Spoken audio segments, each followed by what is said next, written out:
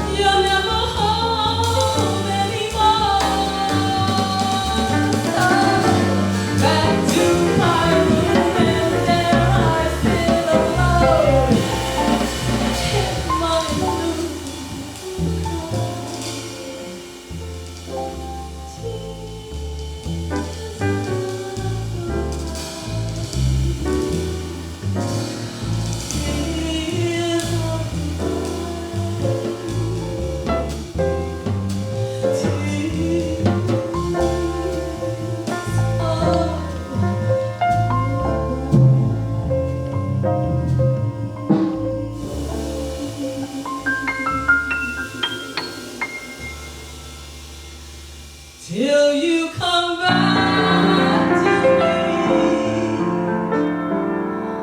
That's the way it will be. A day in the life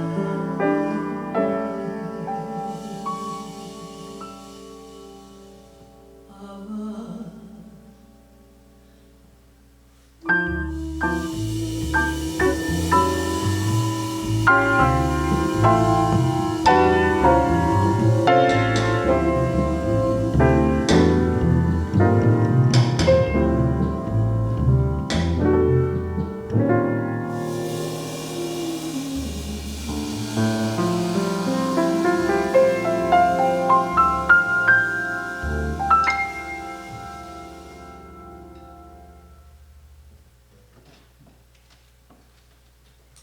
All right. So happy to be here with all of you, and glad you have joined us. And now we're going to do a very happy tune that I really enjoy. We're going to feature this.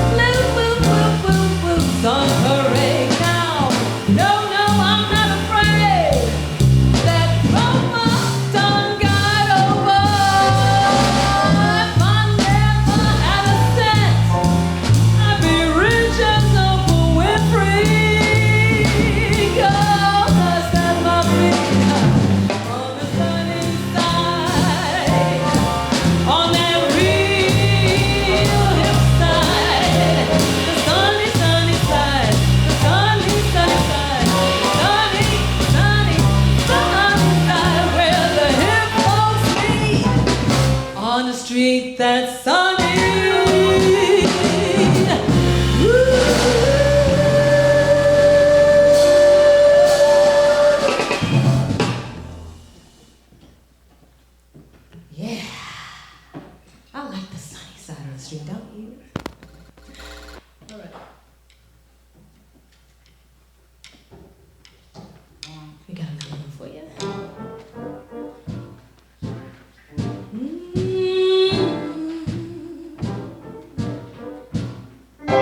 Maybe a little funky for you. Yeah.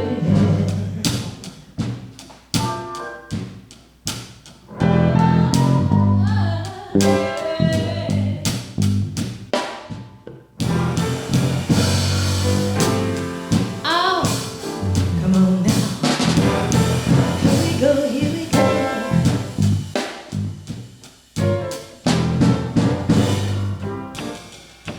Can we bring the bass up a little bit? Can we bring the bass up? Yeah. Ooh, yeah.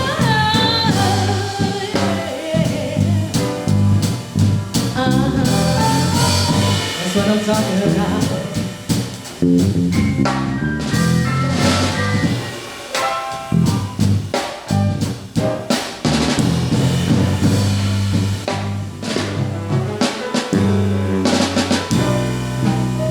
When you're down in trouble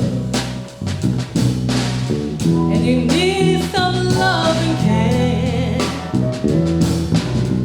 and nothing is going right. Oh, just call my name. Soon I will be there. Brighten even your darkest night. Just call out my name, and you know wherever I am, I'll come running. See you again.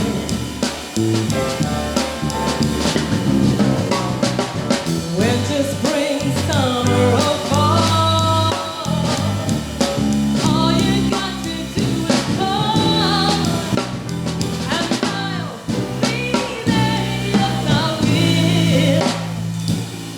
Now, ain't it good to know that you got a friend? People can be so cold. They will hurt you and desert you. Even take your soul if you let them. So don't you let them. Just call out my name, and you know wherever I am, I'll come running to see you again. Don't matter if it's winter, spring, summer, or fall. All you got to do is call, and I'll be there. Yes, I will. You got a friend. You got a friend. Ain't it good to know that you got a friend? That's why we're all here, y'all, to unite as one whole human race. Let's make this world a better place. Just reach out to a friend. Come on, people, we gotta talk to one another. That's how we're gonna do it. You got friends, let's be friends. Let's all be friends. You got a friend. You got a friend. Ain't it good to know that you got a friend? Ain't it good to know that you got a friend? You got a friend.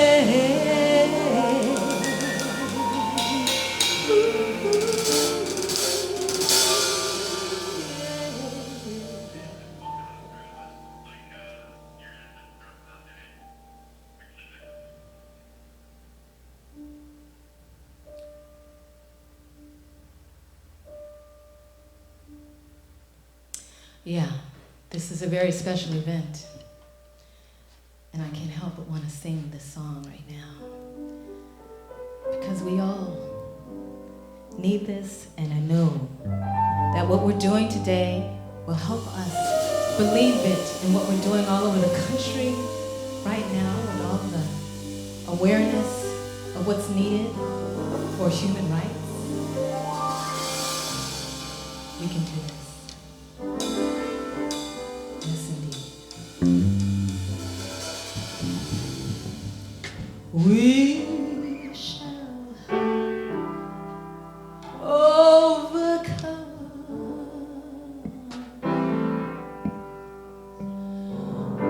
We shall overcome.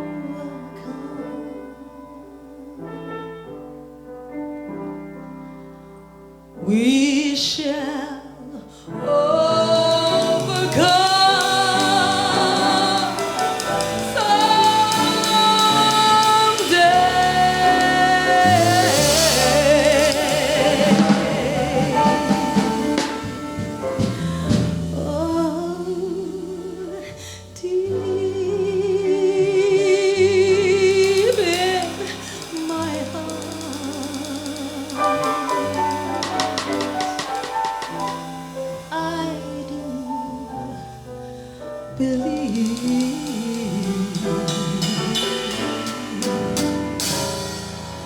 That we shall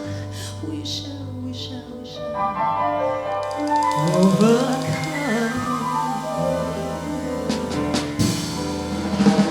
someday.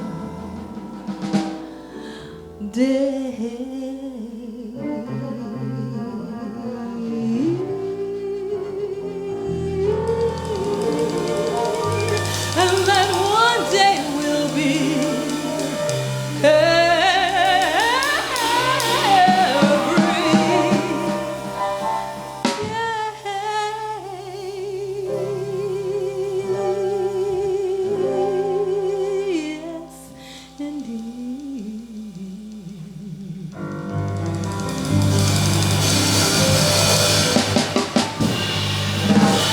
Thank you very much. Franz Robert, Ron Jacob, Ron Smith, Jacob Smith. Thank you. Samira Evans.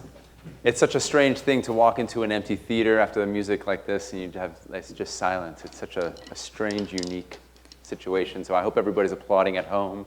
Thank you, Samira. We appreciate you. Thank you, everybody, for being here, backing her up.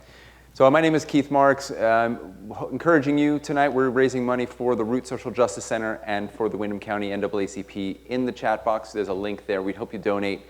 With me is Sharon Fantel. She is the Board chair. Board chair of the Arts Council of Windham County. So will you real briefly just kind of tell me about the Arts Council? Sure. First, I want to say thank you so much. I haven't sat and listened to live music in a while, and that was beautiful just to sit backstage and to hear you play. Thank you so much. So the Arts Council of Windham County, we are a small team of creative practitioners, administrators, artists, and one of the things that we manage is the Town Arts Fund, which we inaugurated this year and hope to continue. And ultimately, we are not doing a lot at the moment, given COVID. We are already kind of working with a very slow and emergent process of convenings and programming, but our work is really focused on coalition building and just elevating the work that's already happening in our community. So this is a great opportunity. If people want more information about the Arts Council, where can they find it? They can go to Arts Council, Arts Windham. Oh my gosh. Google it. Info artswindhamcounty.org. Sorry about that. Info artswindhamcounty.org or artswindhamcounty.org. Thank you, Sharon, for being here. And we thank the Arts Council of Windham County for helping support us in this work this evening. Right now, we're going to go to New England Youth Theater, and we are going to see a piece called Freedom. So we'll see you in a few minutes. We'll be back after New England Youth Theater. Thank you.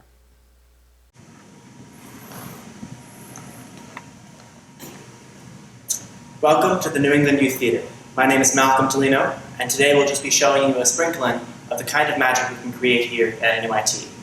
Today, we'll be hearing from two incredible NUIT alums, Cassie Dunn and Aidan Flower Desjardins.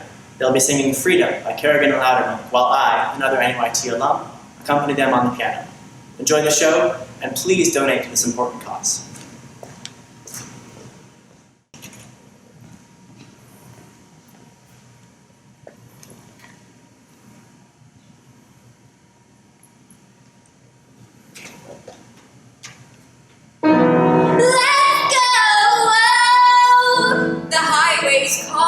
The sun is shining. Let's get in the car and just remember. Let's go. Get in, loser. Kelly drove on all of our road trips. She believed in listening to the highway. You start driving and keep driving. There's no stopping till Kelly says we will ride. You're not doing it right. Doing what? You're not in it. What are you talking about? You're not feeling it, Sam. Talk about what it felt like. What did it feel like? You remember. Feeling the wind blowing your hair. You're not even trying. I am. Try harder. Picking a road and going anywhere. Remember the biker bar? Oh, God.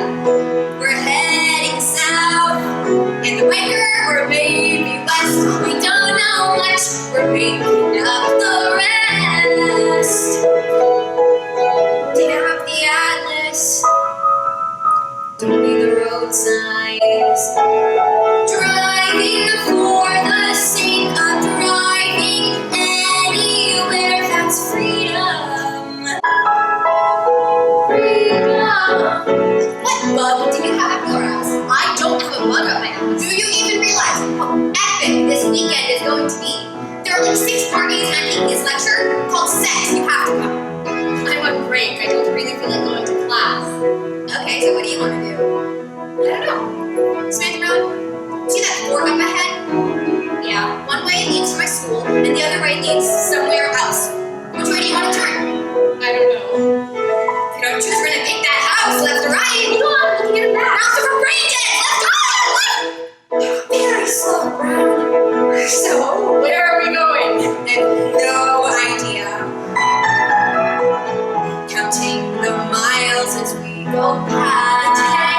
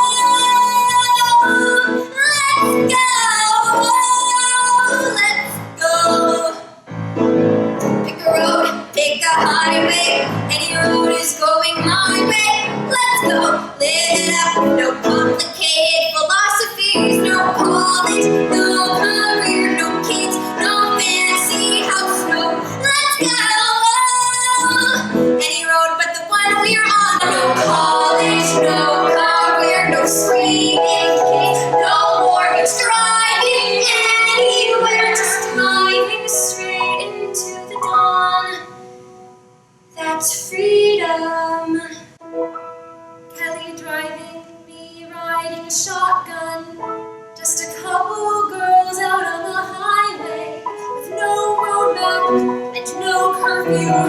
Just two girls with nowhere we have to be. Now she's laughing and I start laughing. So like a memory. The sun is so bright that I'm squinting, and it feels like I found freedom. Freedom. Yeah. Driving past the radio glare. Zoom in, standing like we're rock stars. Yeah.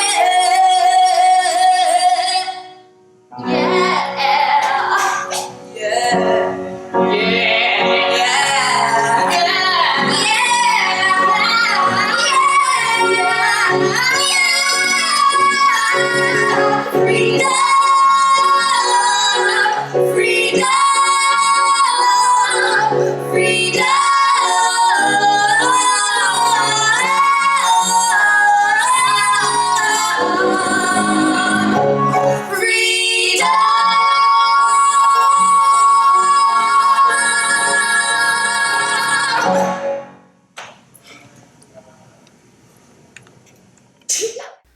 Thanks you to New England Youth Theater.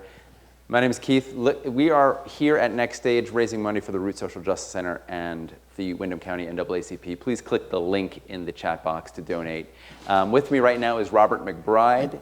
Robert is a longtime art supporter in the area. And Robert, will you please tell me about something you run called Southern Vermont Creative Network? Well, yep, this is an initiative, the Vermont Creative Network, which is statewide, an initiative of the Vermont Arts Council that was actually put in effect with an act of the Vermont legislature about 4 years ago, where we work on the economic development of the arts and showing the economic impact that artists and arts organizations have throughout the state.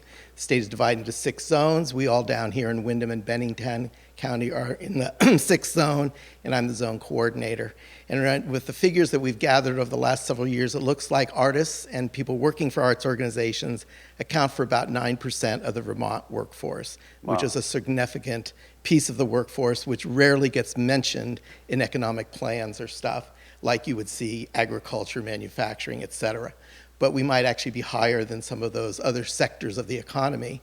So one of our major goals is to make sure we support artists and arts organizations, but understand that we as artists and arts organizations are a constituency which wield economic power and political power that we need to get out there and assert more. And this is a statewide initiative. Statewide initiative handled by the Vermont Arts Council out of Montpelier. And what kinds of things can people expect to see from the Southern Vermont Creative Network? Well, basically what I've been focusing on a little bit before COVID, it's mostly a resource building thing, putting people in connection. So Sharon, who you just heard from the Arts Council of Windham County, the Weston Playhouse, we work with all the organizations in town to try to connect them. There's no grant money to be applied for or anything with this. It's really building our strength and our knowledge. And right now I've been working on a newsletter that has gathered about 500 creatives in both counties that we can reach directly with information, a lot through COVIDs with the relief funding and different things like that. So if you get in touch with me through the Rockingham Arts and Museum project, which I run in Bellows Falls,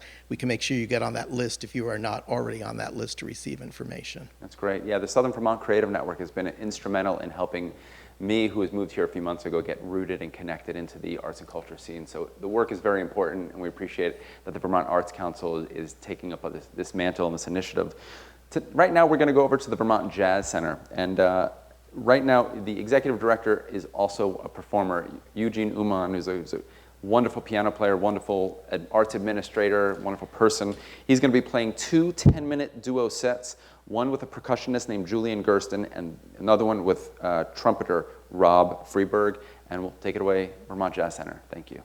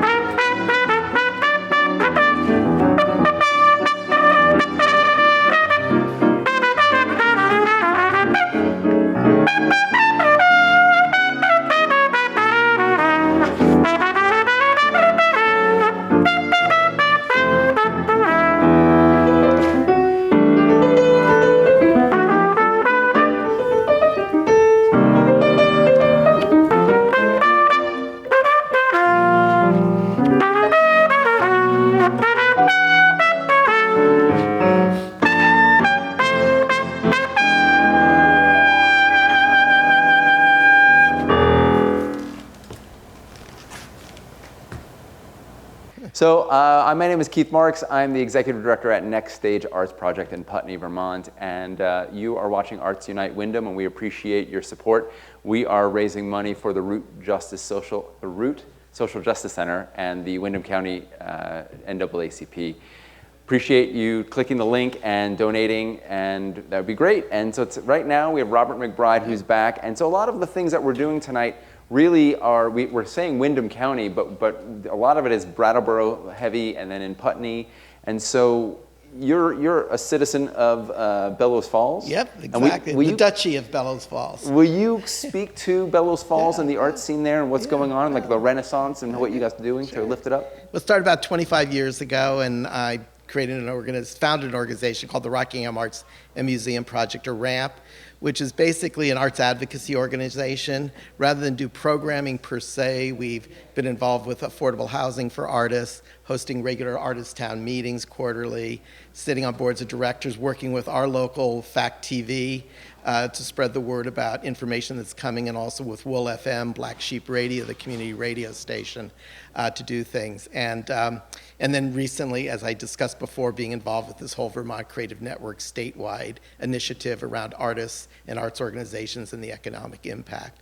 So Bellows Falls, when I first moved there in 1995, did not particularly have a vocabulary for the arts, but we made interesting partnerships with our statewide housing people to take over an old building, the Exner Block, and create affordable housing for artists. So we have 10 live workspaces for artists right in the center of our community. And from that, another project was done in the Howard Block. So with working with a housing organization like Windham Windsor Housing Trust is very important for arts organizations and artists to be aware of, because most of the artists I know qualify for the guidelines of affordable housing. So really go to Windsor, see if they have apartments available, because they're really beautiful apartments. But most artists do not think about going there when they're looking for apartments to stay in and stuff. So that's been a thing. And then as we've developed RAMP, we've managed to attract other people. Charlie Hunter came in early on with Flying Under Radar and music series. Gary Smith, who subsequently opened Popolo, but started the Wool FM radio station and started a sound studio downtown. There's also, I think, Stage 33. Stage 33, yep. I want to talk about Mark Pipcorn, who does great work over at the Wool FM area there, and the work that he's creating, been building over the last few years. Stone Church Arts, we have our Stone Church Arts up on the hill in the old Emmanuel Episcopal Church. And what I like about Bellows Falls is that it's a village, and as odd as it sounds for an arts organization, development person like myself to say, I really don't want Bellows Falls to be known as an arts community. I want it to be known as a community that artists feel comfortable living in, but we're not pushing anyone away. We're not saying arts are the only way, but we're integrating that into the vitality and the long-term economic sustainability of the community. That's so great. it's a great village. It's different than Brattleboro. It's so interesting talking up here in Vermont, where we only have 620,000 people, to talk about the difference between a community that has 3,000 and 12,000. But it's a huge difference of what those communities become. And I really believe in arts in rural communities throughout the country. And we have our own interesting petri dish. Lots of times when you go to national conferences, they don't really address rural arts. They think you're just an organization that's waiting to grow up and become an urban arts center. But the rural art scene is a totally different, vibrant scene. Yeah, and we feel really lucky to be here in Windham County with so many. I mean, one of the reasons why we started Arts Unite Windham was the idea that there's so much breadth and depth of arts and culture here in a small 40,000 people. And, you know, there's just so much for families to do and artists to get into and community. So yeah. We really feel passionate about this area. So thank you very much for the work you're doing. Just say, the great thing about it is the access we have to people and artists here.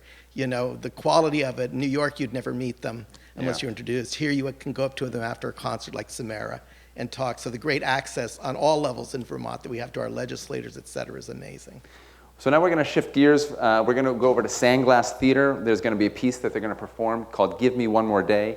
It's an original cranky made by Inez Zeller-Bass, performed by Eric Bass and Inez Zeller-Bass, and the music is composed by David Surratt. We appreciate you guys tuning in and clicking that link and donating. Take it away, Sandglass. Give Me One More Day, a song by David Surratt.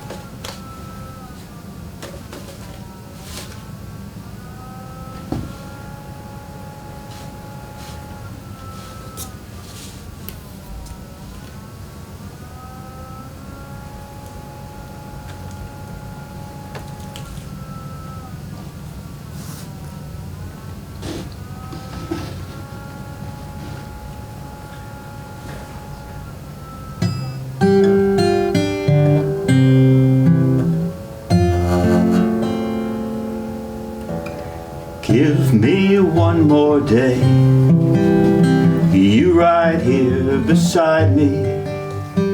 Give me one more day, I'll take the evening too. Let the music play, I feel the beat inside me. Give me one more day for me to be in love with you.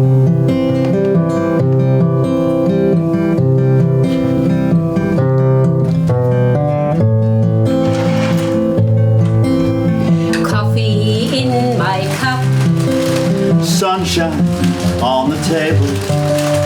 The world is waking up. Not a lot to say. Walking through this world. As long as we are able. I don't want very much. Just give me one more day. Give me one more day. You right here beside me. Give me one more day. I'll take the evening too. Let the music play. I feel the beat inside me. Give me one more day for me to be in love with you.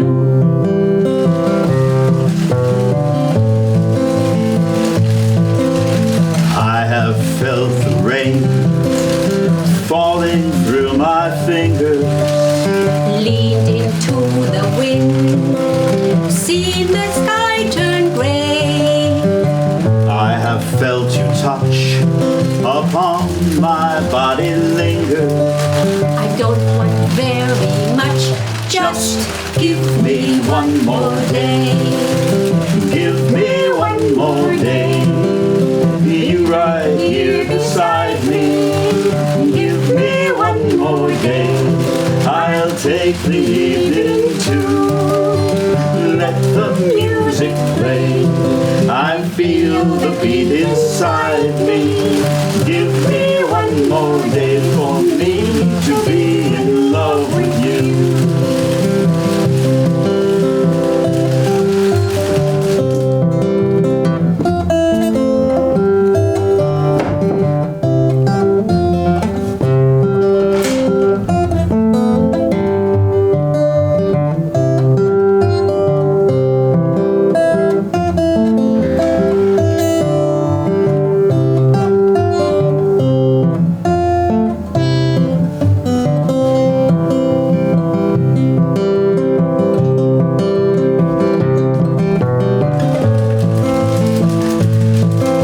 Tomorrow never knows what today will turn to.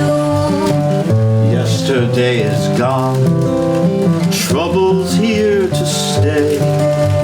Love will carry on, although its flame will burn you. Give me just a touch, Just give me one more day. Give me one more day. With you right here beside me. Give me one more day. I'll take the evening too. Let the music play. I feel the beat inside me. Give me one more day for me to be in love with you.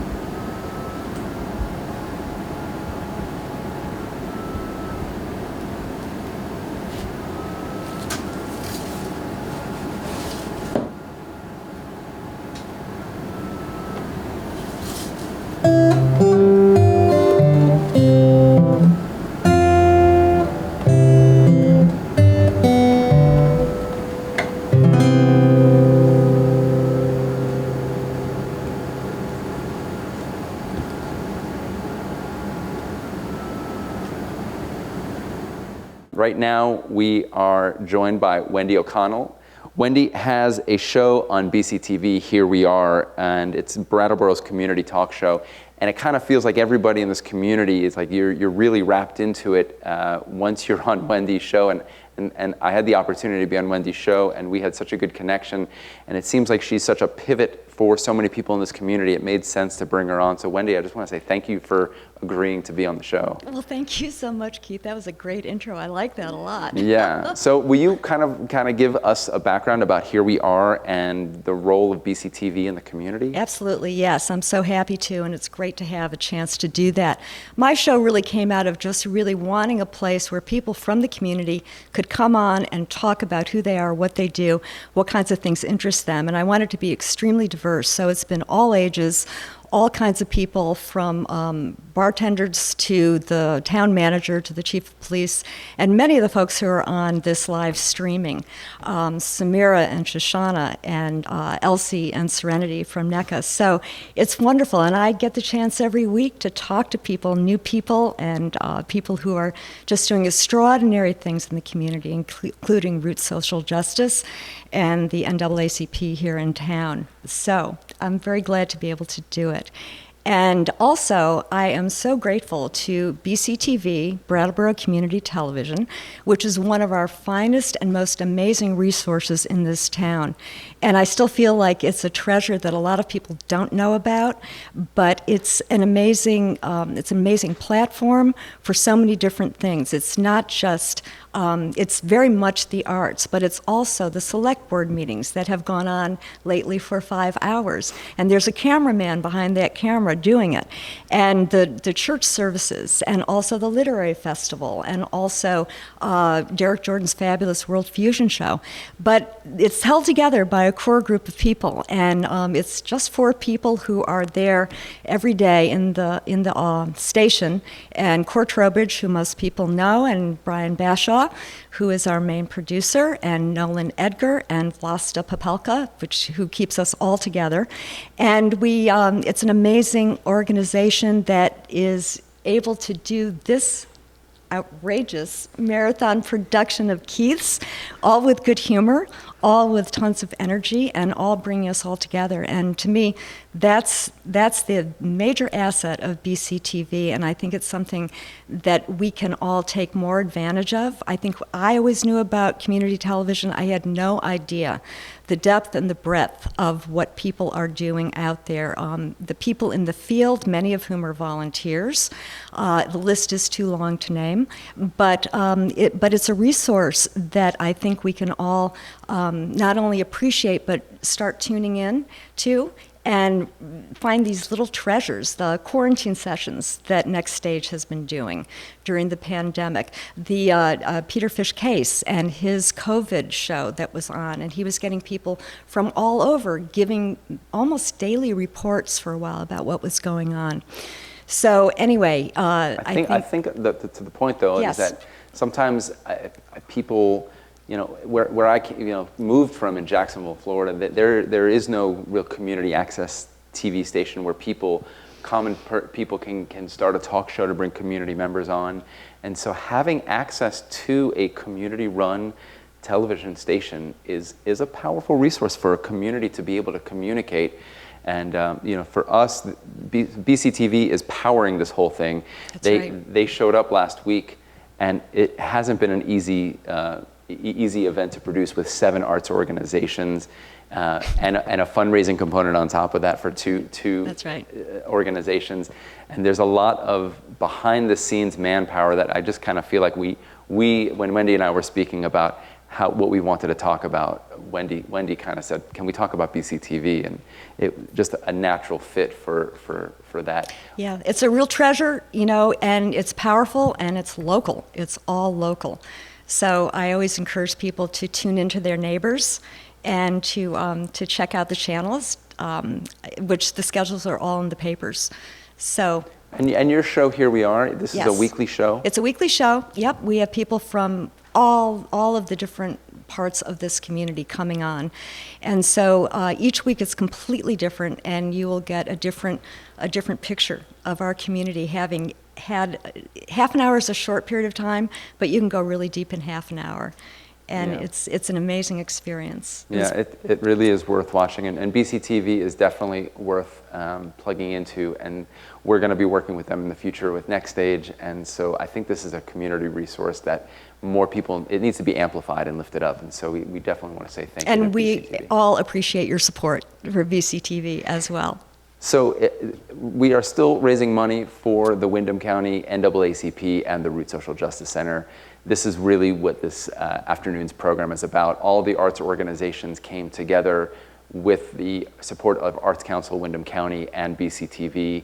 And when all the organizations got together and we talked about how to structure this event, everybody really wanted to speak to the moment, and so raising money for social justice and social equity really rang with everybody, and so this is what this afternoon is about, and we really appreciate if you would click the link in the chat box, donate, help us, raise awareness, raise money for these organizations that are doing the really tough work in our community in helping create social equity. So now we're going to move over into the Latches Theater.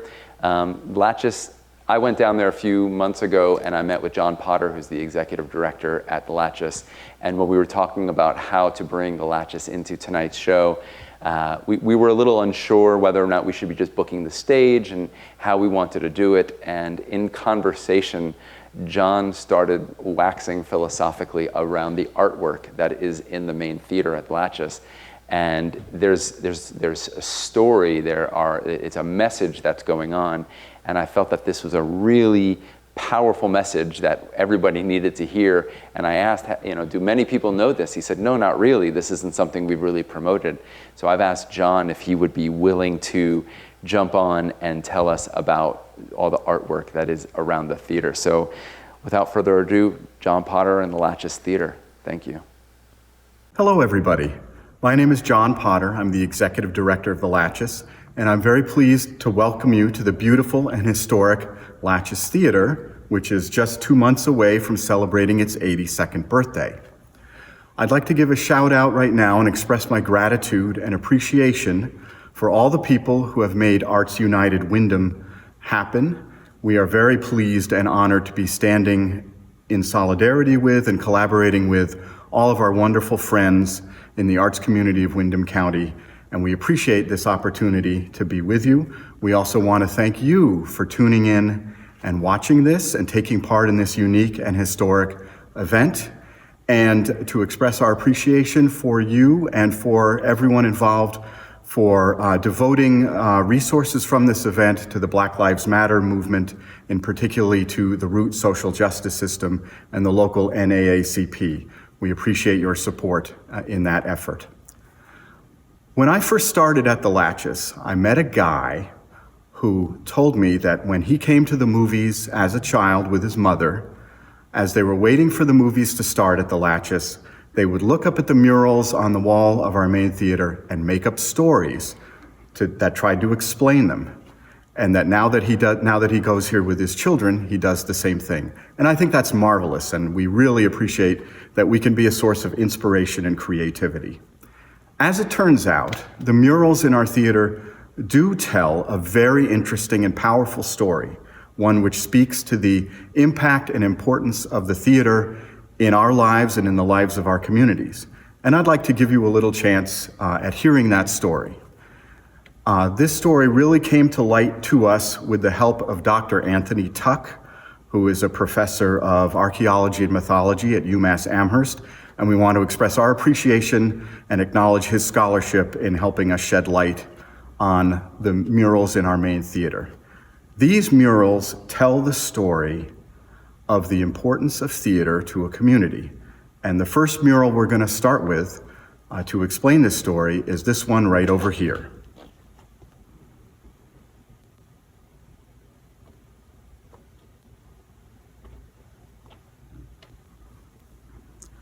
Now, what you saw in that mural was a young man sleeping and a woman approaching him with a lamp and a knife. And this mural is telling the story of Cupid and Psyche from Greek mythology. And it's a long and convoluted story, and I won't get into all the details. But in this particular scene, Psyche has been sent to the bedroom where Cupid is sleeping because she thinks mistakenly that Cupid is a hideous monster. So she has been sent to kill him. At the very last minute, he is revealed to her as her love, as this beautiful, wonderful love. And she doesn't kill him. And then they go on with their various adventures.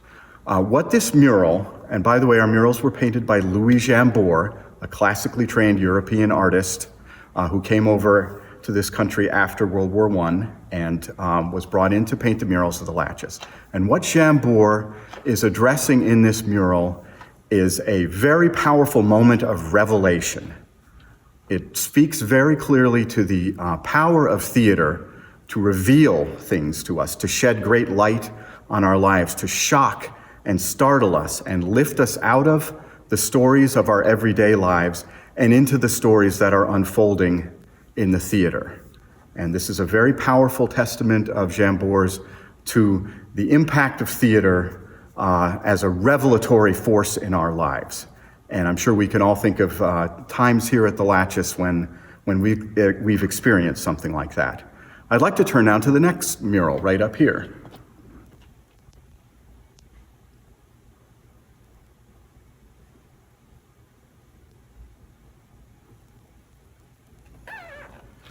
What we have up there is an image of Bacchus and his revelers. And the mural itself is a pretty direct quotation of a great masterpiece painting by Titian, which hangs in the National Gallery of London. Now, Bacchus and his revelers were known for having a good time. Bacchus is the god of wine. And I certainly feel that people who I know who are involved in theater, they know how to have a good time, and they're a lot of fun to be with. Deeper than that, however, is the fact that Bacchus is hailed as a divinity of theater and actors and performers. And Bacchus was acclaimed for having the powers of inspiration and the power to elicit ecstasy in his revelers.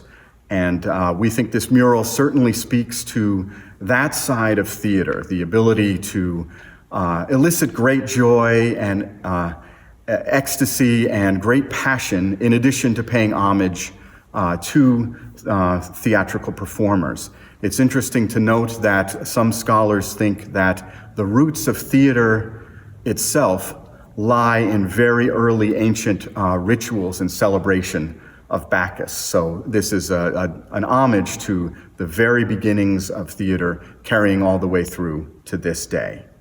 So we've covered this side of the theater, and this side, I like to say, speaks to the power of what theater is capable of doing for us and what it may do for us in our lives. We're going to turn now to the other side, murals at the other side of our theater, which bring the conversation, shift the attention over to our role toward nurturing and taking care of theater and what our responsibility is. And we're going to start with this mural right here.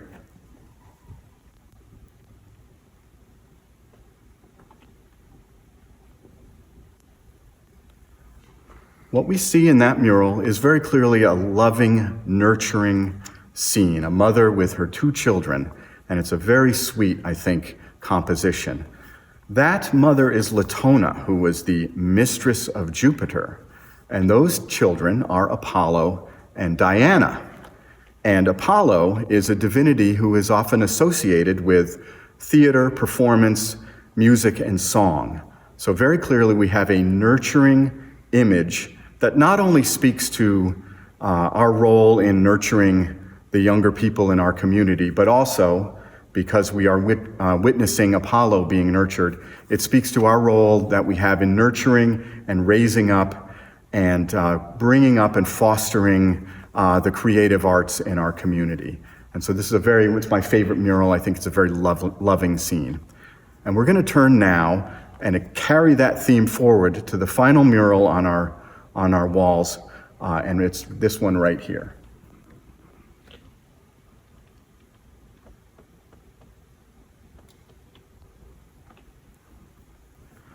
So in this mural, we see a centaur, and he's carrying a young man on his back, as centaurs, I guess, are wont to do.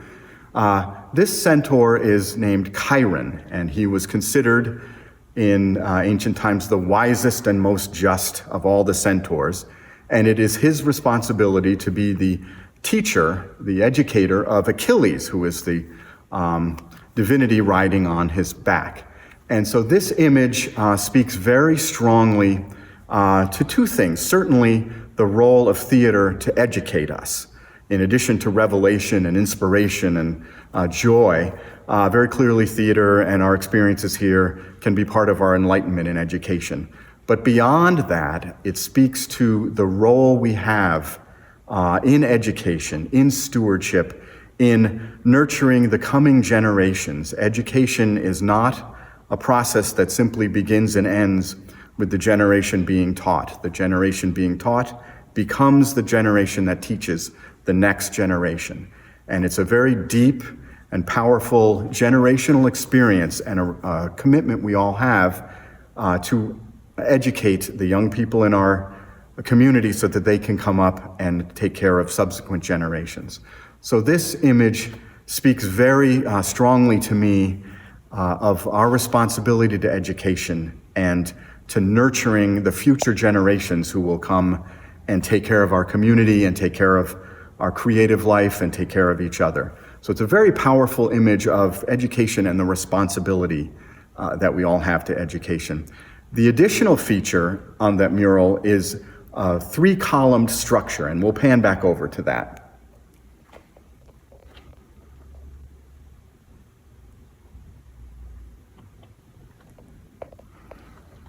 When Dr. Anthony Tuck came to this theater, that was the first thing that he honed in on, and he had a direct connection with that. And it had always been a detail that I had not paid much attention to, thinking it was merely decorative. And he said, no, I know exactly what that is and where that is. I've done a dig nearby. And that is an actual building, a quote of an actual building that is still in Athens today at the base of the Acropolis. And this is a monument to Lysicrates. And Lysicrates was known in ancient times as a great patron of the arts. And so this is a monument to a patron of the arts. And so as we look at that mural, not only do we see the responsibility of education and of fostering our youth, but we also see a very powerful visual reminder of the responsibility of stewardship, of the shared responsibility we all have to nurture and take care of the arts and to ensure that the arts and the spaces in which the arts takes place are around for future generations. And I think when you look at all these murals together and take them all in an appreciation and realize that it's our belief that Louis Jambour and the Latches family created them with a very strong, cohesive message in mind, I hope this enhances your appreciation of the story that's being told in our theater. And that story is the story of the importance of theaters in our community and of what they can do for us and what we must do for them so that they can continue to do their great magical alchemy for us in our lives going forward. With that, I'd like to thank you all very much for tuning in. I'd like to thank Arts United Windham for having us and for having us be a part of this. I'd like to thank Keith Marks of Next Stage for being the Pied Piper of this wonderful program. And I'd like to invite you all to come back to the Latches as soon as you're comfortable doing so. If you'd like a personal private tour and a personal chance to look at these murals, please email me at john@latchesarts.org, and I'd be happy to set up one with you. We are also open for movies on the weekends now, and we'd love to welcome you back as soon as you're comfortable coming back. We'd love to have you. We have many hygiene and social distance measures in place to take care of you. Above all, thank you so much for being part of this amazing evening. Hi, welcome back. My name is Keith Marks. I'm the Executive Director at Next Stage Arts in Putney. You're at Arts Unite Windham, and we're 7 arts organizations coming together with the support of BCTV and Arts Council of Windham County, and we are raising money this evening for the Windham County NAACP and the Root Social Justice Center. In the chat window, you'll be able to click the box, and it'll take you to where you got to go to make a donation. We appreciate your support. With me right now in this MC spot, we have the president of the NAACP for Windham County, Stefan Gillum. Stefan, thank you for being here. Thank you for having us. Yeah, will you kind of help everybody understand the work of the NAACP? Yes, certainly. Well, first of all, I just want to say thanks for doing this and thinking about us, because that's important. And so it's great, since you're newer to the community, that you're starting off like this. And yeah, so thanks for that. So first and foremost, the NAACP has quite a few things that we do called game changers. And they play out sort of differently in every city. Every branch kind of has its own personality. And so with ours, we are very POC/queer/ progressive leaning sort of branch. And we work within a system called NEAC, which is actually meaning that we communicate with all of the branches in New England. So we're pretty powerful in that way, and that we're an actual network. Some of the things that we've been doing locally, obviously lately, have been COVID related. So one thing that we've been doing is we've been working with a group of doctors in collaboration with the Community Equity Collaborative, or the CEC for short, bringing together a group of doctors, getting them together and saying, okay, what exactly are we needing to do right now? What things are we pushing up? What things are we forgetting about? What forms do we need to be filling out? Things like that. So that's something that big that we've been doing as far as health goes, and that's one of our game changers. Another one is education, and actually it's kind of cool because right here in Putney, we've been working quite a bit with Landmark College, and Mark Thurman, who is the Equity and Diversity Coordinator for that college. We've been doing quite a bit of programming. Well, we were doing quite a bit of programming for them, and we just elected Mark as our new education chair. So really wrapping into there and things like that when it comes to education. Also, we go into Brattleboro High School quite a bit, and so our old education chair used to do stuff there for Diversity Day and stuff like that. So we've been doing a lot of initiatives around education and just training in general. And I know I don't have much time, but I also like to talk a little bit about just the stuff that's been going on around the acts of hate. We've been doing a lot around that as well. And actually right here in Putney, since we're in Putney, I'll mention it, we're trying to get a mural commissioned. So any support around that would be very helpful. We also had 4 other acts of hate. So if you have any ideas about what you want to do in your community, if you're a part of the Brattleboro community or any of the other 3 that dealt with that, let us know.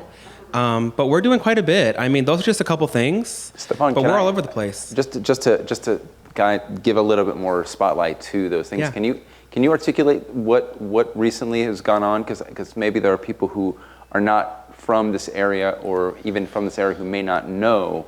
Will you just kind of speak to what recently has been happening in our community?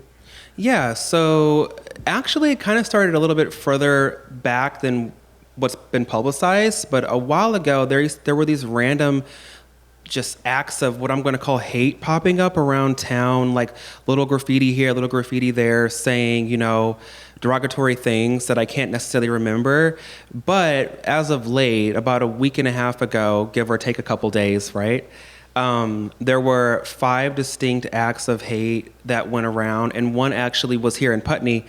And they pretty much were just saying things like, BLM is racist, and just talking a lot about hate and spreading messages of hate. And they were doing it right in the middle of the road as well. So right on our highways. So whoever you were, no matter what your social location was, you would get up and you would see it. Yeah. And so the work of the NAACP locally, is it? I mean, how do you interact with the community? Like, what are some of the actions that you've been taking in order to represent social equity in our community? Well, first and foremost, we have our community meeting every month. Right now, it's on every 3rd Thursday of the month at 6 o'clock. It actually was at the Root for Social Justice Center, like physically, but now it's just on Zoom. So if you're on our mailing list, we'll just Zoom you out a link. It's actually been working pretty well, by the way. Other things that we do is we attend a lot of meetings.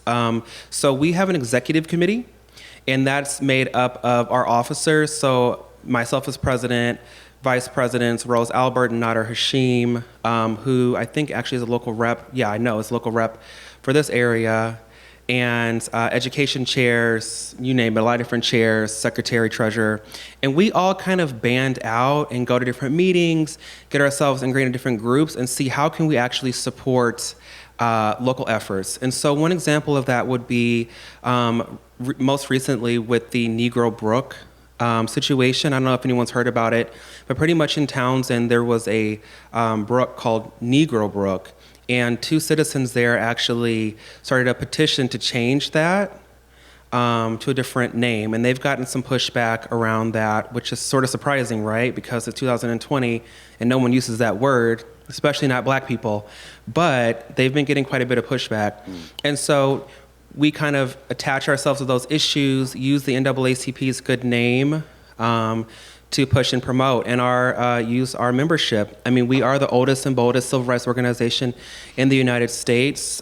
We are over 109 years old, and we were created in allyship between white allies and black people. So it's a powerful organization, and it's been doing this work for a long time, and we've got a pretty big network. So that's how we get ourselves ingrained. I mean, really, we are a watchdog organization who is there to help build capacity in the best way that we can. The last thing that we want to do is step on toes. We use our capabilities to lift up other organizations, whether they're local and or state organizations that have missions or projects that align with our actual agenda. Amazing. Stefan, thank you. Thank you. We're going to hear from Stefan again.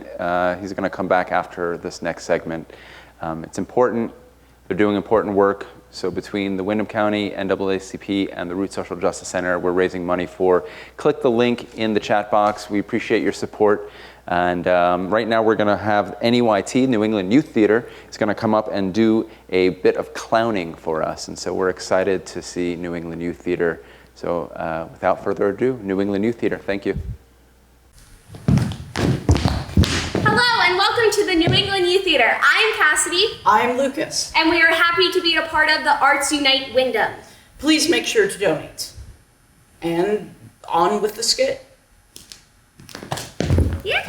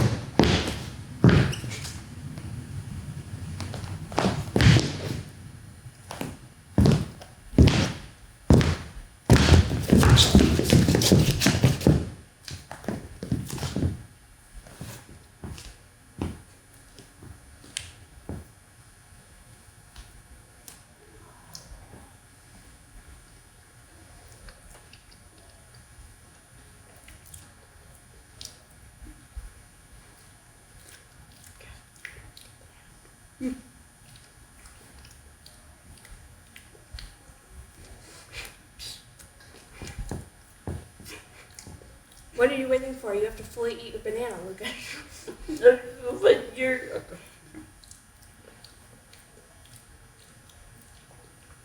We did not play. Oh wait, you dropped your banana.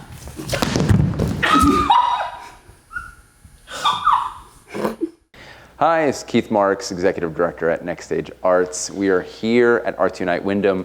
We are 7 arts organizations coming together with the support of BCTV and the Arts Council of Windham County.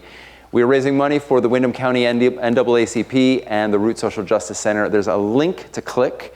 We would love it for you to support this evening's effort as we present this this experiment in online variety show fundraising. We appreciate it.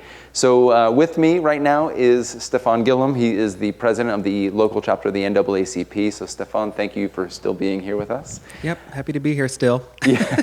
Stefan, we talk to me about what's going on in the state when we talk about BIPOC and the movement that's going on in terms of just like, there's a national movement, national conversation, and so what's going on in Vermont?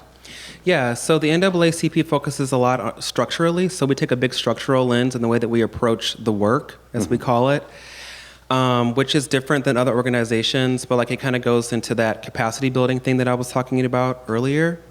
So for example, that group of doctors that I spoke about before that we have local here in Windham County, we actually use that information and siphon it up and act as liaison, bringing that information to the actual equity caucus here the equity task force appointed by the governor here for the state. And so there is like a real connection between the ground here in Windham and what we're going through and what we're seeing from the medical side of things and actually what we're trying to report back to our governor for recommendations for policy, hopefully. I think our first deadline is August 15th, but don't quote me. That's just one. We also do a lot of pushing for legislation change on the state level, things around use of force, reparations, I mean, you name it. There is a plethora of bills out of the House of Representatives mainly that we have been pushing and hoping to get change around. So we're really moving. And the other president of the NAACP, Tabitha Moore up in Rutland, and I work hand in hand together on state issues. And so if something goes with the state, she and I will meet about it. We usually talk about it together. And we've gotten a lot of work done for the state. And we're really proud of our footprint here. And so what does it look like as, Vermont being, I think, 96% white. So what does it look like for white allies to help support the work of, we're talking with you specifically about the NAACP, but also other organizations like the Root, Lost River is here in town, but like what are things that the community can do to help uplift and support the work that the NAACP is doing? Well, I think the first thing is just to realize that Black and brown people have always taken care of themselves in that way structurally, right? So there is always a policy or something that is built not in our favor, and we've had to come back and correct that or advocate for that on the back end of things. And so that healing that comes from that trauma caused by having to correct those things are things that we do ourselves, right? So that the structural change, the healing change, all of that sort of change are things that we're doing ourselves. And so I think it's good for white allies to realize that first and foremost. And then when we make requests, which is things that we do, right? We don't like to do a lot of asks. We're like, this is what we need. This is our request to help us meet that goal, right?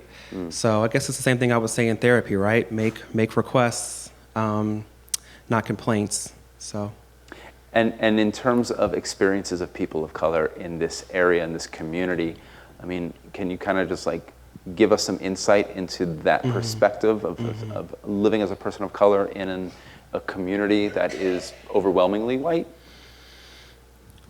I think living as a person of color in the United States right now is an interesting experience. I would never want to say that it's a horrible experience just because I think that would deny the resilience of our people and the fact that we've been able to come through a lot. But it's challenging because you're facing a lot of structural bias, a lot of social bias at all times. And it's not only pervasive within the systems here, but it's also deeply ingrained into a lot of the community just via homogeny, right? So people just don't know what they don't know sometimes, and sometimes they might know it and they still might act out of their bias because it's easier or more comfortable.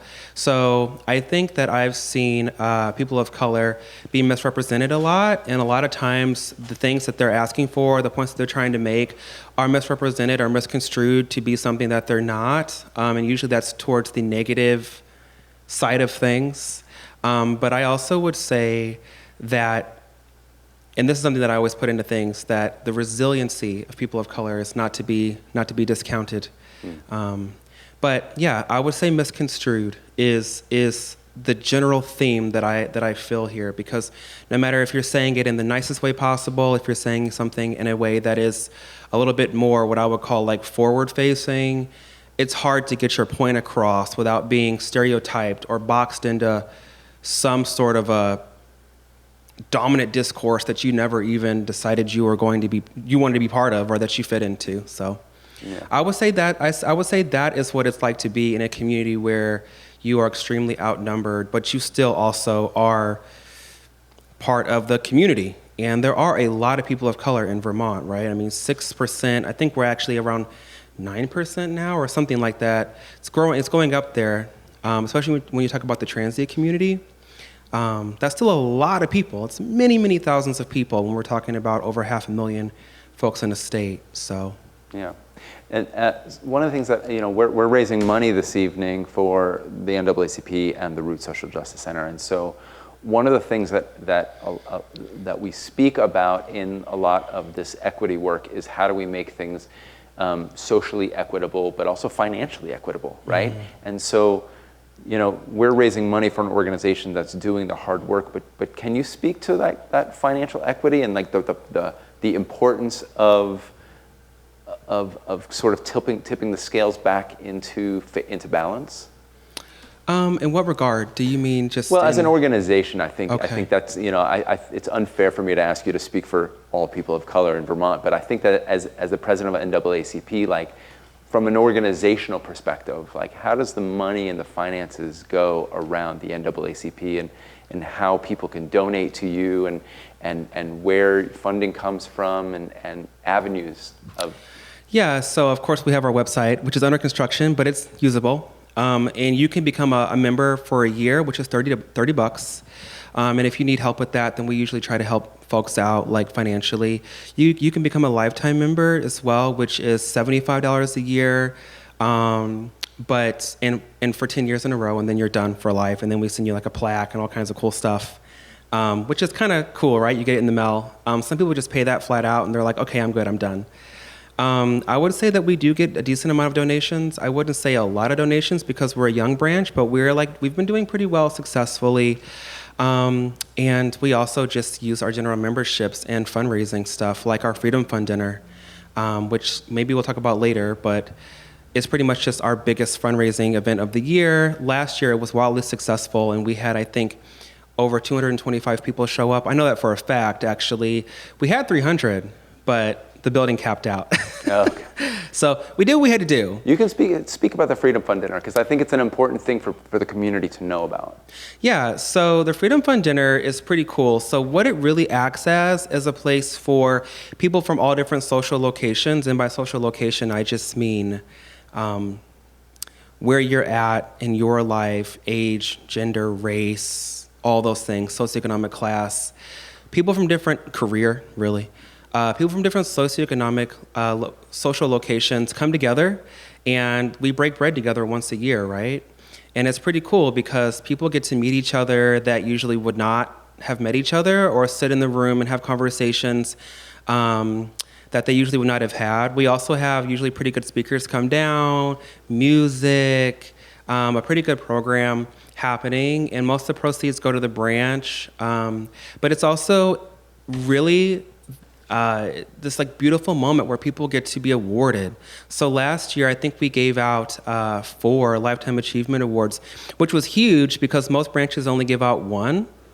But we wanted to make up for lost time. So it was kind of cool because we kind of based it on this pillar model where we were like, well, we're gonna give people who've been pillars in the community this award that they would have gotten if a branch would have been here longer, because Vermont's I think maybe the only state, if not one of 2 states, that did not have a NAACP branch, like a single branch. Most states have several. So and membership in NAACP, it's obviously not just for people of color, right? No.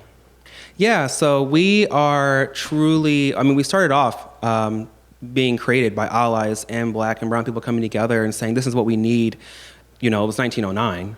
So it's very different, but you had folks like Ida B. Wells, who was one of the original creators.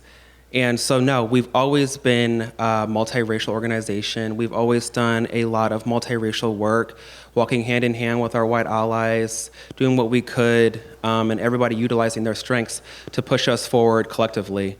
And that really has been a strength for the NAACP. And it served us well all these years. I mean, there's the NAACP Image Awards, for God's sake, and so many other things that are huge. I mean, Beyonce was just talking about the NAACP and just gave us a shout out. And our legal team just won DACA in the Supreme Court. So I think that our model has worked for a long time, and we're hoping that it keeps working as long as we need it to, right? Yeah. Which, longer conversation. Well, in earnest, I say I hope NAACP does the work it needs to do so that it doesn't need to exist anymore, right? We're on the same goal. page there. Yeah. So, Stefan, thank you very much for making the time and coming out and speaking with our audience. And so we are raising money for the Windham County NAACP and the Root Social Justice Center. You can click the link. It is in the chat box. It's below. We really appreciate the support. It's very important work that Stefan's organization, the NAACP, and the Root Social Justice Center is doing. So we're really excited about Arts Unite Windham coming together, these arts organizations coming together to produce something that speaks to the moment and speaks to social equity. Coming up, we're going to have the New England Center for Circus Arts. They're going to be the next presenter. This is a really exciting opportunity for us to showcase something that is not normally kind of put into the bucket of arts and culture and circus arts. And so we feel really powerful that having this in our community, having a Center for Circus Arts is vitality, is vibrancy. It's an opportunity for people to experience art through their body and movement. And so coming up, we are going to be going to New England Center for Circus Arts with Erica Radcliffe, who I do need to give a shout out. She is the graphic designer who made all of the marketing collateral. And I just want to say thank you to Erica. They look beautiful and they really helped launch tonight's show. Casey Haynes, Shea Potter, and to introduce us, we have the NECA's, the New England Center for Circus Arts, NECA, their executive director, Jamie Hodgson. So without further ado, are we ready? Let's get to NECA. Thank you, and welcome to the New England Center for Circus Arts. We are so excited to be here today to perform for you virtually. My name is Jamie Hodgson, and I'm the executive director here at NECA. Joining me today are Erica Radcliffe on rope, Casey Haynes on sear wheel, and Shea Potter on Chinese pole. We are so excited to be part of this project to raise money for two fantastic organizations. If you haven't had a chance to donate yet, there is still time, and please consider donating to the Windham County NAACP and the Root Social Justice Center here in Brattleboro. Without further ado, our first performer is Erica Radcliffe on rope.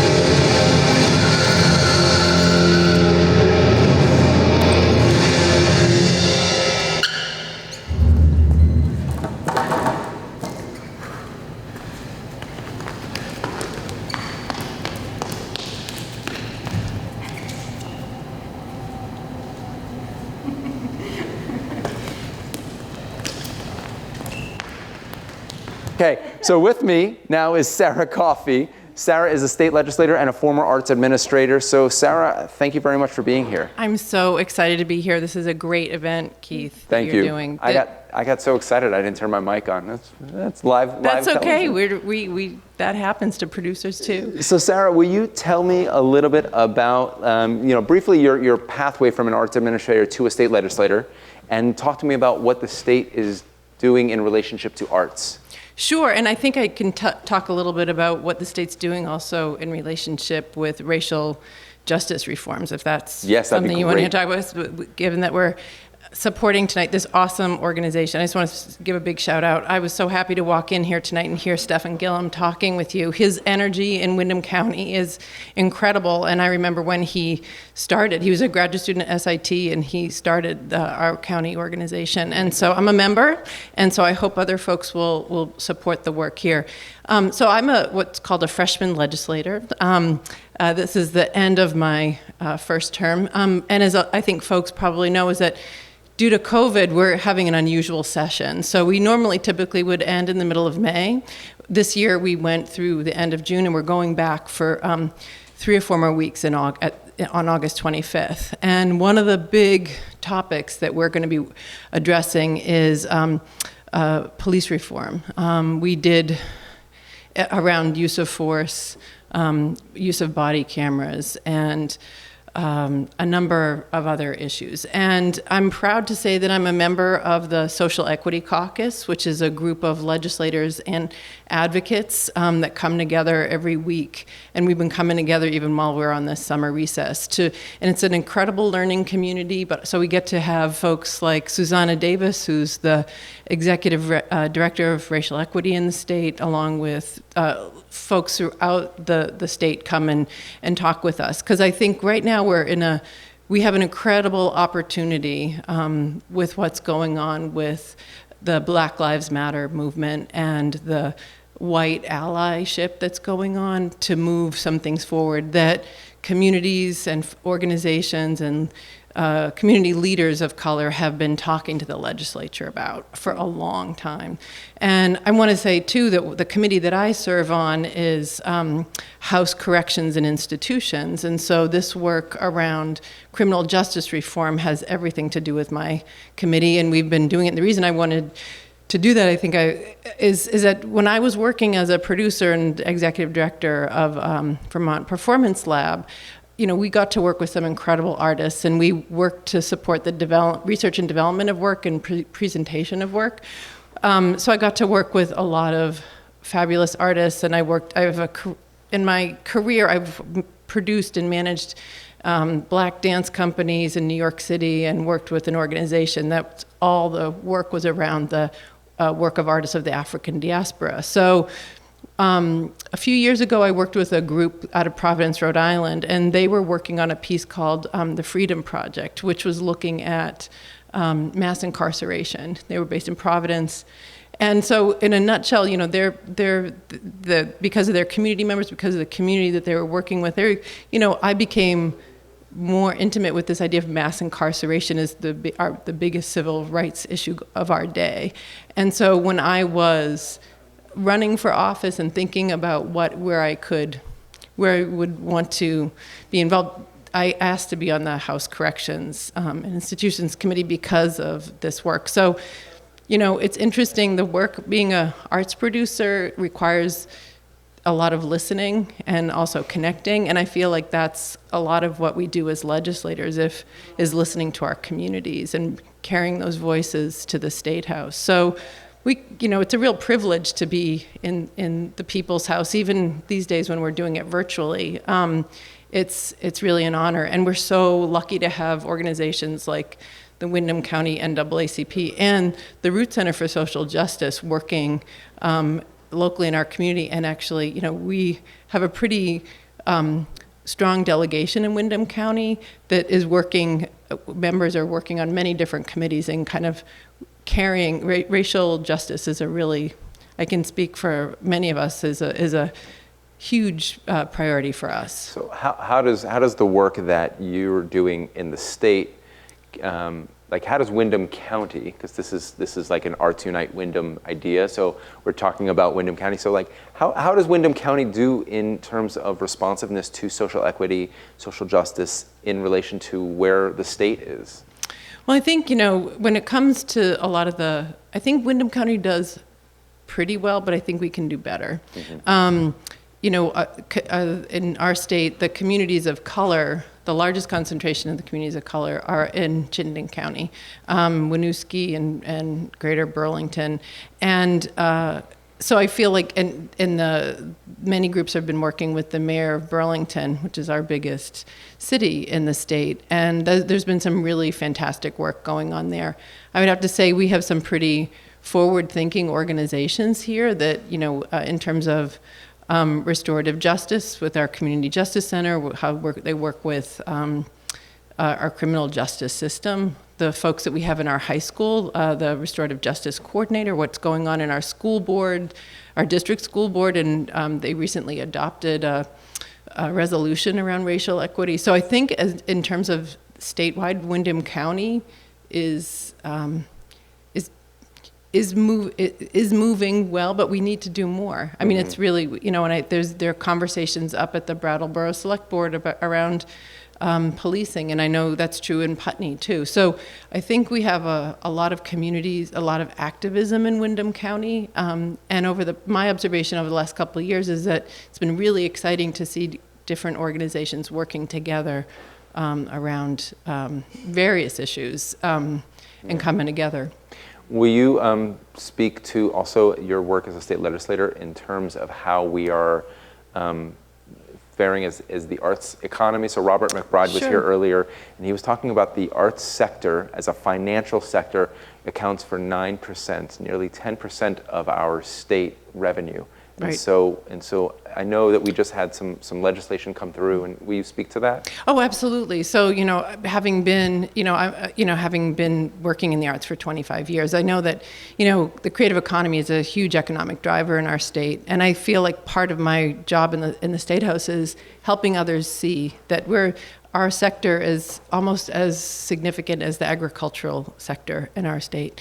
And so recently, when the bulk of our work at the end of the session was around COVID-19 related legislation and around how we were going to divvy up some of the federal relief dollars. So a colleague and I were really closely watching this. He used to run the Flynn Center up in Burlington, and he came in as a legislator at the same time that I did. So we are really enjoying working together, and we were noticing that the arts sector, the creative sector, was really being left out in all of this. So we were able to work together. There are folks in the legislature who heard from their arts organizations and artists, and which was really powerful for when we hear from our constituents about the value of the arts, whether our kid is taking piano lessons or whether someone's a working artist or a business. We were able to, because of that, people heard from their constituents, and we were able to advocate and secure $5 million for the arts and cultural sector.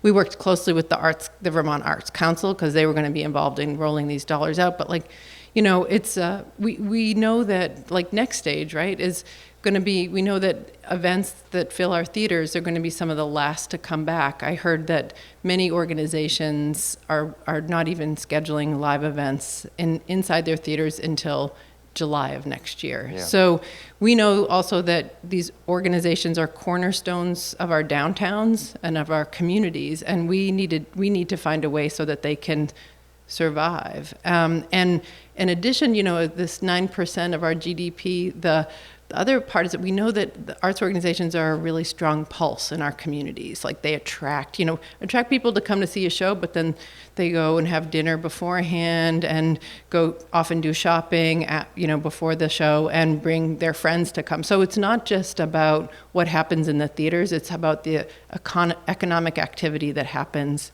around them. So. Yeah.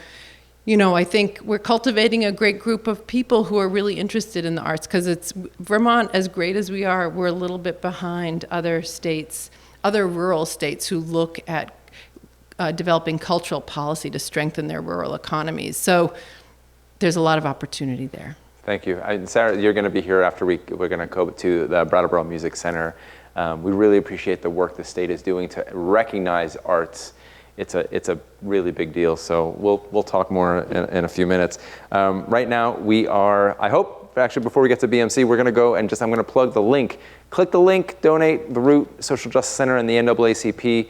Support, support, support. Right now we're going to go to the Brattleboro Music Center. There is going to be a piece by Jesse Montgomery, a piece entitled Strum, and it's featuring the BMC Quartet, the Brattleboro Music Center. So without further ado, Brattleboro Music Center, thank you. Thank you, Keith, and good evening from the Brattleboro Music Center. You can't tell, but we're all totally smiling at you from behind our masks. Before we begin tonight, we just wanted to talk a little bit about the piece we're playing and to talk about social justice as it pertains to both the world of classical music and us here at the BMC. We all have so much work to do to actively unlearn the systems of oppression within ourselves and within the institutions we participate in. For centuries, in the world of classical music, racism and sexism have excluded composers from our musical canon and our concert halls. And we feel that part of our work as individuals and part of our responsibility as classical musicians is to actively seek and intentionally perform music by composers who are Black, Indigenous, and people of color, as well as composers who identify as anything other than cis male. This work can never end, and we are committing to it for the long haul. We're still going to play our Bach, which you will hear later tonight, and our Haydn and our Mozart, but we're also going to be playing our Samuel Coleridge Taylor, our Florence Price, our George Walker. I mean, the list goes on, from composers who have been intentionally excluded from our history to living, breathing composers emerging today. One such composer is Jesse Montgomery, whose piece Strum you'll hear tonight. Born and raised on the Lower East Side of New York City in the 1980s, go 80s kids, she grew up attending rallies and parties and performances that her parents took her to. And she learned early on how to blend her artistic side with advocacy and activism. As a violinist, she performs regularly with the Catalyst Quartet and the Public Quartet, spanning from styles from traditional classical music to improvisation and the avant-garde. As a composer, she's the recipient of the Leonard Bernstein Award and is considered to be one of the important emerging composers today. And as an educator and activist, she's the composer in residence for the Sphinx Organization, which is a nonprofit dedicated to the development of young Black and Latinx classical musicians. Tonight you're going to hear her piece Strum, which, in Miss Montgomery's own words, draws on American folk idioms with elements of dance and movements and improvisation, beginning with fleeting nostalgia and ending with ecstatic celebration. Thank you so much for tuning in. Please donate, and we hope you enjoy this piece as much as we've enjoyed learning it.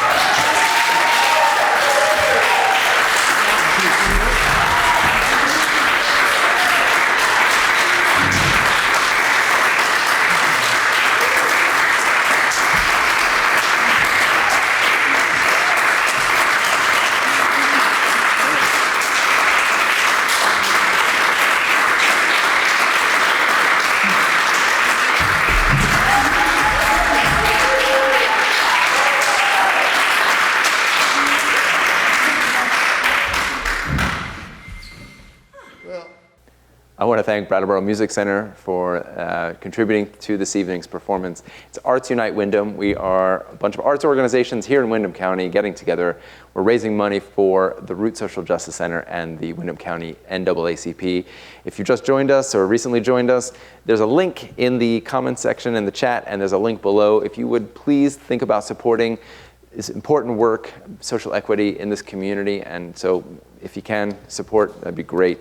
So we're talking with Sarah Coffey, state legislator, who is has an incredible history of relationship to the arts administration, and then through this. So I know that tonight we're sort of fusing the arts and social equity and social justice, and so I do want to come back to the work that the state legislature is doing around social justice and social equity. So are there more things that people should be aware of? Sure, I just wanted to put in a plug for a couple of ways, because as I mentioned, we're going back August 25th, and two of the House committees are going to be taking up some pretty, looking very seriously at a number of police reforms in Vermont. And I wanted to let folks know that there are 3 public hearings that are happening I wrote them down, August 6th, 11th, and I have to write, It's okay, we all have our notes. Yeah, it's August 6th, August 12th, and August 16th. And I'm happy to send because it's a link that if people want to give testimony, that's one thing that they can do. If they want to tune in and watch the hearings, that's another thing that they can do. But there's also an online survey, and it's really important for us to hear from folks all over the state on this things about where Vermonters want to see us focusing on how to do police reform, from body cameras to developing a consistent use of force, to a number of things. So I wanted to let folks know the best way to do is we have a really pretty transparent website in the legislature. And so if folks go to the House Judiciary webpage, all the information about when the hearings are happening, where the links are to get on by Zoom. I hope folks will participate. And I've also sent them out to a number of community organizations and on We Can Vermont and to the NAACP and the Root. So we really hope that people will engage, because we are, in Vermont, we have a citizen legislature, which I'm very proud of, and understanding what that means is it's really citizens who are serving in the legislature and carrying the voices from their community. So it's important that we hear from folks. So I just wanted to put in a plug for that. Yeah, that's wonderful, thank you. So in addition to your state legislature role, I'm fascinated by the arts administration history and working in New York with artists. So what's the intersection between artists in this area? I'm new, so I'm trying to understand the landscape. So have a conversation around arts and arts organizations and the role that these organizations that we're featuring tonight, these are showcasing artists. And so can you speak to some of that? Sure. Well, I think in Windham County, we have an abundance of riches in arts and culture, both in terms of organizations and artists and creatives. So, I love the different ways that the different institutions in our community operate. And I think right now is an incredibly important time, and there is a really incredible role for artists, because I think we're going to look back, if we do things right, I think we're going to look back at this time period and see a huge transformation. And I think that artists, my lived experience is that artists have been out ahead of most of mainstream society thinking about so many of these issues. And so I think that our institutions and our individual artists need to be supported to do this work, to help our communities come together. We often I think that of Vermont as being a very progressive state through and through, but in my experience in the State House, but also in the district that I represent, there are differences, and the one ways that people can come together, and through my experience with Vermont Performance Lab, it was a really powerful way to bring people together through, creative research, art making, listening to each other. And I think artists and arts organizations will be playing. We're going to need arts organizations to continue to do that work. We have a fantastic museum in town that has been doing all sorts of work, from beautiful exhibits on featuring the homeless individuals who are homeless in our community. And I think about a recent exhibit, well, it was a few years ago, featuring folks, loggers, Vermont loggers, people who work in the forest economy, and painting and their stories. So anyway, I'm just saying all of this is that I feel like arts are a great uniter. And I don't say that with a sugar-coated way. I think it's really powerful. Like, we have seen how the arts can transform and move us forward. And this was a number of years ago. I think it was about 9 years ago. I was at a conference, and it was for Dance USA. And the keynote speaker was talking about what had happened in the state of California, where we call the minority majority, where California had flipped. And they said, this is going to be happening throughout our country, and the role that the arts play for this, because this is a huge change for many of our communities, and especially in a state like Vermont that is, I heard you talking with Stefan earlier, we are a very white state, 96%. And I think if we're thinking about the future of our state, we want to be a state that is welcoming to people of color, because we also know that most young people, I'll say this as a mother of a 17 and 19-year-old, they don't want to live in a lily white place. They want to be living in places where LGBTQIA folks are welcome and where there are many. So I think Vermont, while we have really great politics most of the time, I think there's some work for us to do, around our systems. And so I'm excited about some of the work that artists can do, and also the work that needs to be done and is started with the passage of a bill we passed last year, the Ethnic Studies Bill, bringing that work into our schools more directly. And when I say that work, I mean about the history of folks of color, more directly. And I do believe that there is, if anyone can do it, Vermont can do it. There's one of our co-founders and community leaders in this area is John Burt. And John, since I'm moving here, he and I have had a lot of conversations around the role and function of art in the community, especially in rural America and the rural sector of the arts sector.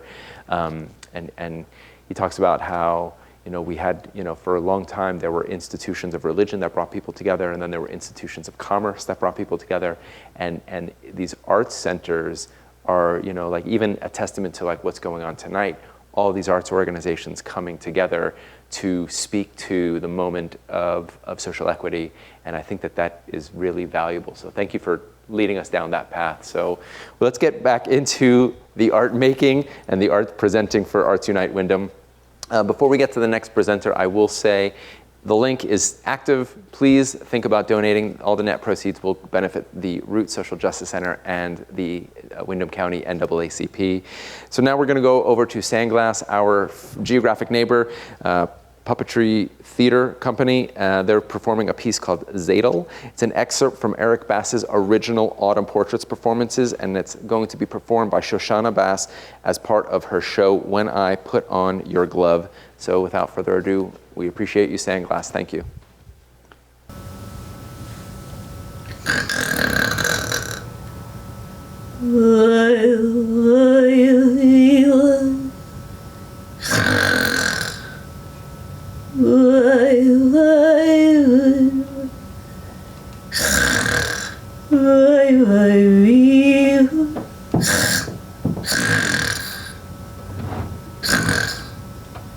Reb Zadel.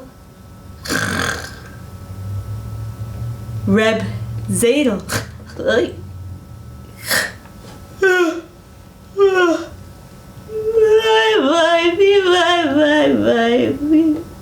Reb Zadel. Hello? Reb Zadel, it's time. Time? What time? Time for you, Reb Zadel. It's your time, my time. What do you mean, my time? I never have time. Wake up now, Reb Zadel, and come with me.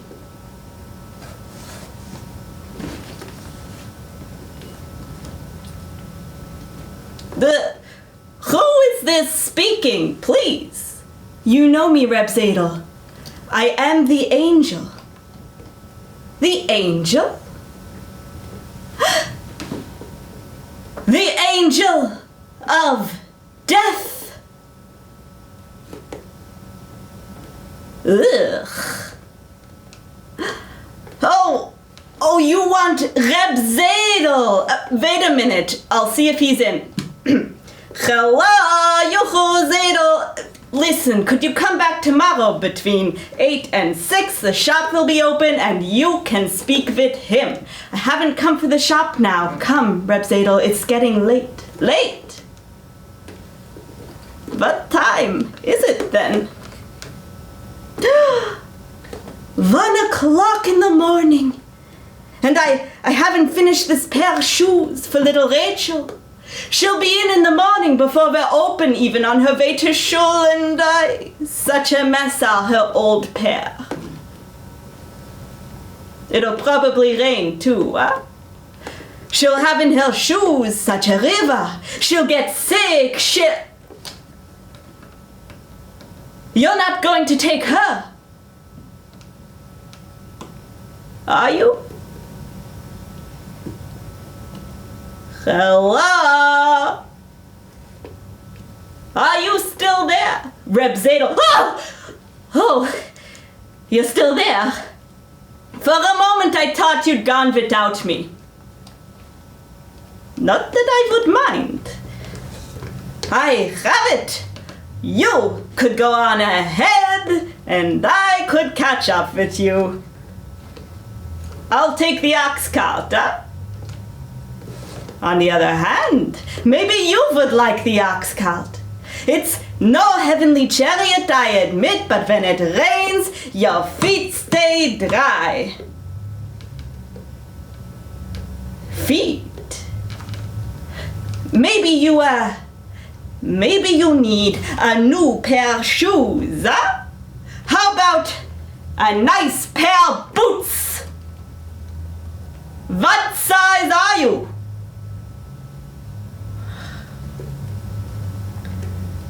What am I saying? Angels in boots.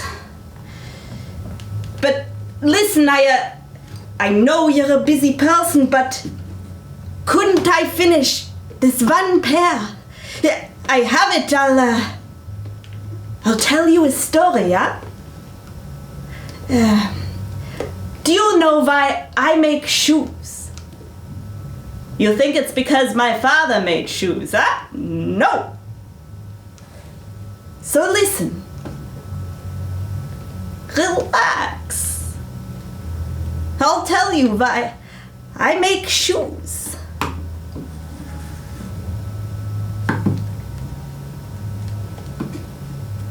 Long ago, when I was just a boy, no bigger than little Rachel, I sat in the shul and the Rebbe tried to teach me A, B, C,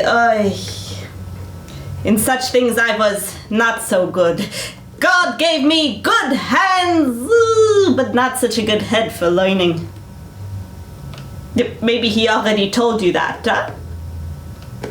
So, it was the shoes. The shoes did it. I heard them singing. I listened. And every pair of shoes sang to me. Reifen Brippertje brennt der Feuer in dem Stieb ist heiß.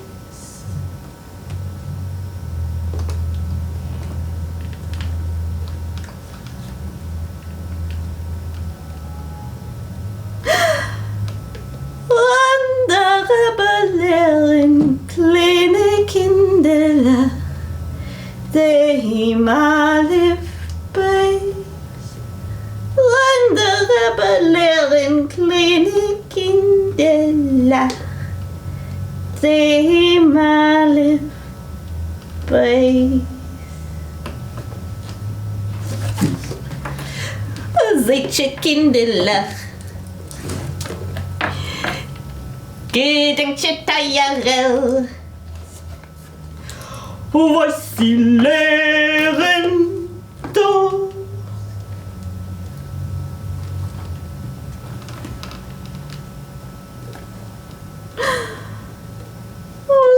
schon noch einmal und Tage noch einmal. Komm mit Sally. Oh. It was the alphabet song that my mother used to sing to me, but I heard it from the shoes. And do you know what I think? I think when some unexpected thing speaks to you, you must listen to it, whether it's shoes or milk bottles or books or music or numbers or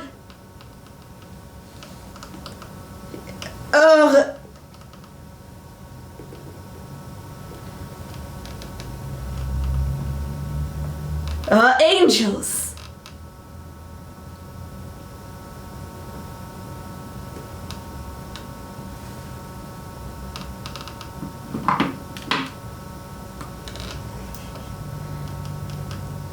I see.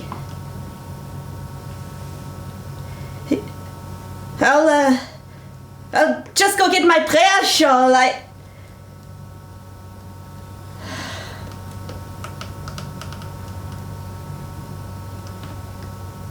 Little shoe. You must tell little Rachel for me. I'm sorry. I did not finish. Rachel, forgive me.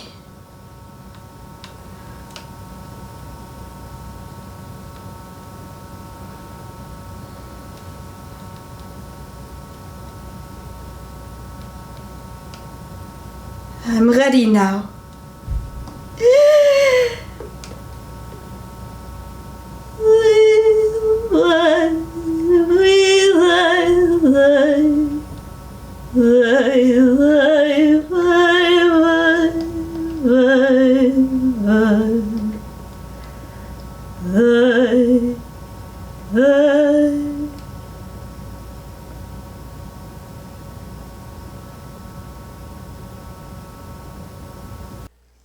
Hey, I'm Keith Marks, Executive Director at Next Stage Arts in Putney. Thank you for joining Arts Unite Windham. We really appreciate it. There's a link in the chat box. Please click it. We are raising money for the Root Social Justice Center and the Windham County NAACP. Right now, I have Danny Lichtenfeld. Did I say that correctly? Yes. He is the director at the Brattleboro Museum of Art and Arts Center. Danny, thank you for joining us. We really wanted to invite not just performing arts organizations to be involved, but the museum to be represented, so thank you. Well, I'm so happy to be here, Keith. Thank you. I kept my BMAC mask on for just a second to do a little plug. And I really appreciate you involving the museum, and I just want to say, like the scale of what you guys here at Next Stage and all the other performing arts organizations in Windham County have been dealing with is really different than what we've dealt with. We've felt like, I used to work in performing arts and before I went to the museum, and I just feel like, oh my God, I'm so happy I don't work in performing arts right now because it's so washing in a different way than it has been for the museum. The museum is open, right? The museum's open, yep. We were closed for 3 months. In fact, we had a set of exhibits that we'd been working on for like a couple years that opened on March 15th and then closed the next day. We were supposed to host the talk. Oh yeah, that's right. We were going to do a talk that night, exactly. And so then we were closed for 3 months, but then we opened on June 18th, and yeah, we're open. And of course, it's a very different situation for us being an art museum. Those are like, in normal times, an art museum is a place you go to social distance. So, so it hasn't been as difficult for us. I mean, there are ways, obviously, that it has been really challenging, but not like it has been for performing arts organizations. And so I just really applaud you and all the other performing arts organizations, BMC and NEYT and NECA, and for the creativity that you're demonstrating and just the stick-to-itiveness, and it's just really inspiring. Thank you, Danny. Will you speak a little bit to what the museum is up to? I really kind of want to give a spotlight to what you guys are doing. Sure, I will. But before I do that, I just wanted to say a word about the MC that I had to follow here, Sarah Coffey, who's a dear friend. And also, I just want to say, like a total inspiration for me personally and for our arts community, and I hope that in our area, people involved in the arts know how lucky we are to have Sarah in our midst, and now in the legislature advocating on our behalf. Sarah was really a brilliant arts administrator and now doing an amazing job in the legislature, and we're so fortunate to have Sarah representing us. Yeah, and the band that's coming up at next stage, Moxie, says she's got family. Yeah, exactly. We just got to hear Moxie sound check. I have a special soft spot in my heart for that band. I think it's maybe one of their very first gigs locally was at the museum. And an earlier band that Ray was in also debuted at the museum. And I'll have this picture in my mind forever of a tiny little Ray who participated in a great program that we do at the museum every few years called Glasstastic, who twice was one of the winners in that program where she drew an imaginary creature and it got turned into a glass sculpture. And so really have a soft spot for all those kids. That's great. Will you just briefly kind of like comment before we go into the next organization that's presenting, just how the pandemic and COVID have the new dynamic at the museum? Yeah. You know, we're a non-collecting art museum, so we rotate our exhibits. And so there are really three big things that our museum does to be of service to the community. We present exhibitions, and those exhibitions are usually up for a few months, and then they come down. And as I was saying, the ones that were supposed to open March 15th got to be up for one day before we had to close, and thankfully we were able to extend them, so they're up now and people can go see them. But the other two big things that we do to be of service to our community are events, all kinds of cultural events, and we more or less had to shut those down. We had an incredible, rich array of programming lined up this spring in connection with an exhibit that Sarah alluded to having to do with homelessness. We actually have two exhibits up right now that deal with homelessness. And so we, along with Groundworks Collaborative, a terrific organization in our community, we had planned a number of events and gatherings and panel discussions and people from different parts of the community getting together and talking about what does homelessness look like in Brattleboro and beyond. And all of that had to go on ice. Some of that we've managed to convert into online programming, and that's actually been really gratifying and kind of exciting to realize the kind of reach that we can have with online programming. But the third big thing we do, and this one's still a giant question mark for us, is all the work with schools, having field trips come to the museum. I mean, in a typical year, we'll have 100 K through 6 field trips come to the museum. And that's not happening. I mean, that didn't happen this spring, and we don't expect that to be happening anytime very soon. And we send our staff into classrooms as well. And so, and it's not even a great time yet to try to sit down with teachers and administrators and talk about like, hey, let's get creative and figure out what we can do now, because they're in such a tough spot. So that's a big question mark for us going forward, is what our education programs are going to look like. Well, thank you. I know that all of our arts organizations are trying to navigate this. We're building the ship as we're sailing it, kind of thing. And How many times have I said that over the last 3 months? All of us. And I don't know about you. It's really taxing. I mean, each day I like ping pong back and forth between feeling really fortunate that the museum did not have to cut our staff, and that, we're financially in sound shape, thanks in large part to relief funds that are, have been made available. But then on the other, and at the end of each day, I'm like so exhausted, and it's because of questions like that. Let's come back to this. We're going to have Danny here for the next segment too. So we want to create space for the Vermont Jazz Center. Again, I'll just plug that link. Keep donating. Thank you very much for kind of speaking and supporting for this Arts Unite Windham. So now we're going to travel back to the Jazz Center, the Vermont Jazz Center, where pianist Franz Robert will play a 10-minute solo set of piano. Franz is one of the area's finest pianists. He has performed in New York, Boston, Southwest United States, and is the house pianist at the Sonic Circus Studio. We welcome Franz Robert at the Vermont Jazz Center. Thank you.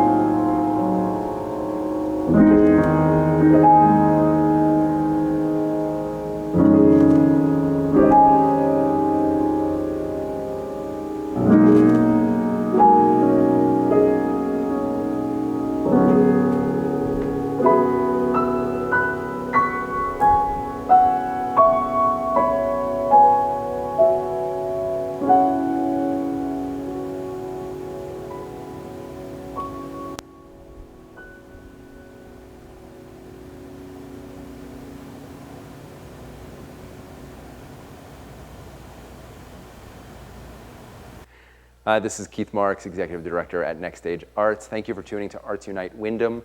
We are 7 arts organizations coming together with the support of the Arts Council of Windham County and BCTV to produce a online variety show fundraiser for the Root Social Justice Center and the Windham County NAACP. Right now, I am joined by Danny Lichtenfeld. He is the director at the Brattleboro Museum and Art Center. That's it. I nailed it. Good. You know, one of the things that has come up a lot in every aspect of culture and life, but the ones that we the organizations that we run, is how are we addressing social equity? And so, you know, at Next Stage, we're looking at, you know, like little things like we started a book club, but we're also looking at how do we have more representation on our stage and in our building and in our staff and on our board. So I'm curious to know how the museum is interacting with social equity and social justice. Yeah, well, I mean, like, you know, at our museum, as it is everywhere else, it's a huge issue right now. It's a huge priority. We had been really patting ourselves on the back and taking a lot of pride in the fact that we have for a long time been infusing our exhibition schedule and exhibition programs with some real social justice themes. And you know, Sarah mentioned like this project we're doing around homelessness right now, and not too long ago we had an exhibition and a series of events around addiction and recovery. And so that's been something that we've been very proud of, using our platform to kind of try to move the needle on really pressing social issues. Racial equity and racial justice is a different thing, and you know, it's its own thing. And we had a real eye-opening experience like a year and a half ago. We send out e-newsletters, like, you know, like every organization does, and our e-newsletters, like every other one, have some pictures and some little teaser, you know, headlines for people to click on and so on. And so in one of these e-newsletters we sent out to our several thousand subscribers, it was when we had this this exhibition having to do with addiction and recovery, and we were talking about some of the events associated with that. And one of the images that we had chosen to use to kind of illustrate this event that was coming up that had to do with recovery, but insofar as it had to do with recovery, it also had to do with addiction, showed 2 hands clasped together. And they were black hands, although I didn't realize that they were when we had sent it out. And someone who received that immediately got back in touch and said, this is the image of black, like the one image of black skin that we see in connection with what the museum's putting out there is going to be associated with addiction. And you know, I didn't feel like that criticism was 100% on point, because I felt like this was more about recovery, and it was a positive message about people coming together. But I'm not the one to say how you should receive that if you're black, and how you should feel about that. And so we immediately sent out an apology, and we've never received the kind of response to, you know, these like MailChimp kind of emails that we received to that apology. And it was what you would expect. It was a lot of people thanking us for being big enough to apologize and to own up to having this blind spot. But it was also a lot of people saying, you have nothing to apologize for, and, you know, stuff like that. And that began a discussion, or it really amped up a discussion about issues around race at the museum about a year and a half ago. That led to our forming a committee, a DEIA committee, diversity, equity, inclusion, and accessibility, and establishing some priorities that we're working toward. And where we aim to go with that is to, we really want to make sure that our programming, what we put out there to the world, is appropriately balanced and representative in terms of racial issues and other diversity issues and equity issues, but also who we are, how we make our decisions, and who's involved with the museum, and what our decision-making structures are and our internal power structures. We want to make sure that those are informed by really, eyes wide open considerations of diversity and equity and inclusion and accessibility. And also who we're reaching.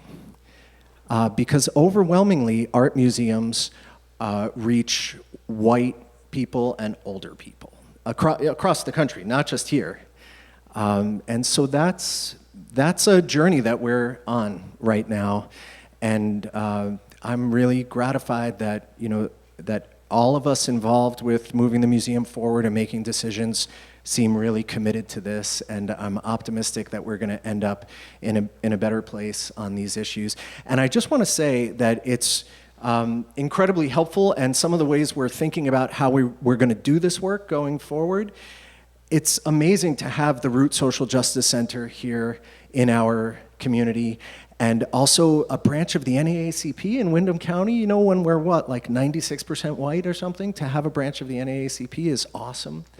And so I just, I think that's indicative of the really great sensibility that exists in this community, and we're looking forward to working with them and others as we try to improve our institution in those ways. Yeah, as somebody new to the community, new to Next Stage, it gives me direction to follow in terms of knowing that the museum is moving in this direction. For sure. And a lot of the organizations that got together for Arts Unite Windham, I was really impressed with how quickly everybody said anything that comes in we should give over to the cause of social equity and social justice unanimously, and it was just almost like that was exactly what we were going to do. So let's shift gears and get back into some programming. Danny, thank you for being here. My pleasure. Thank you for doing this. Yeah. So we're going to go to New England Youth Theater. This is going to be the last performance that they have for us tonight. It's a musical theater piece that they've put together. So again, click the link. Thank you very much for supporting. Thank you, New England Youth Theater. See you soon.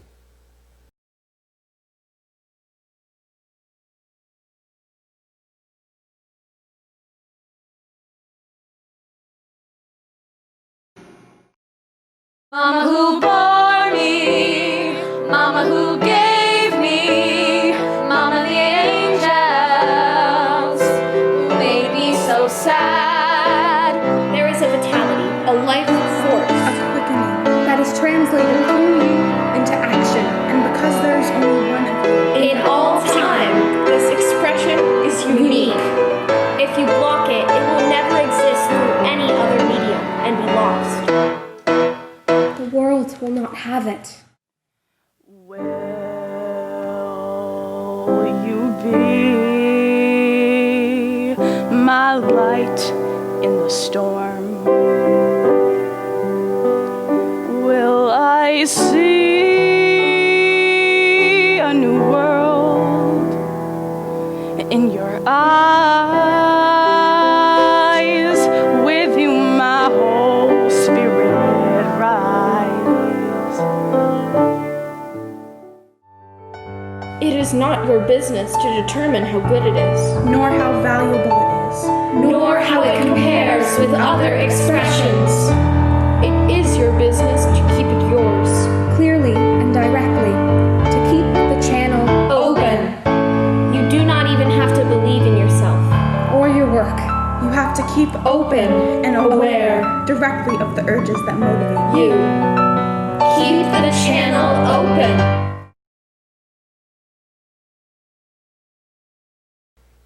Welcome back to Next Stage. I'm Keith Marks, Executive Director over here. We are raising money tonight, and I just want to kind of cue you into the link in the chat and below. Right now, we're going to have a guest MC that's really critical to Next Stage.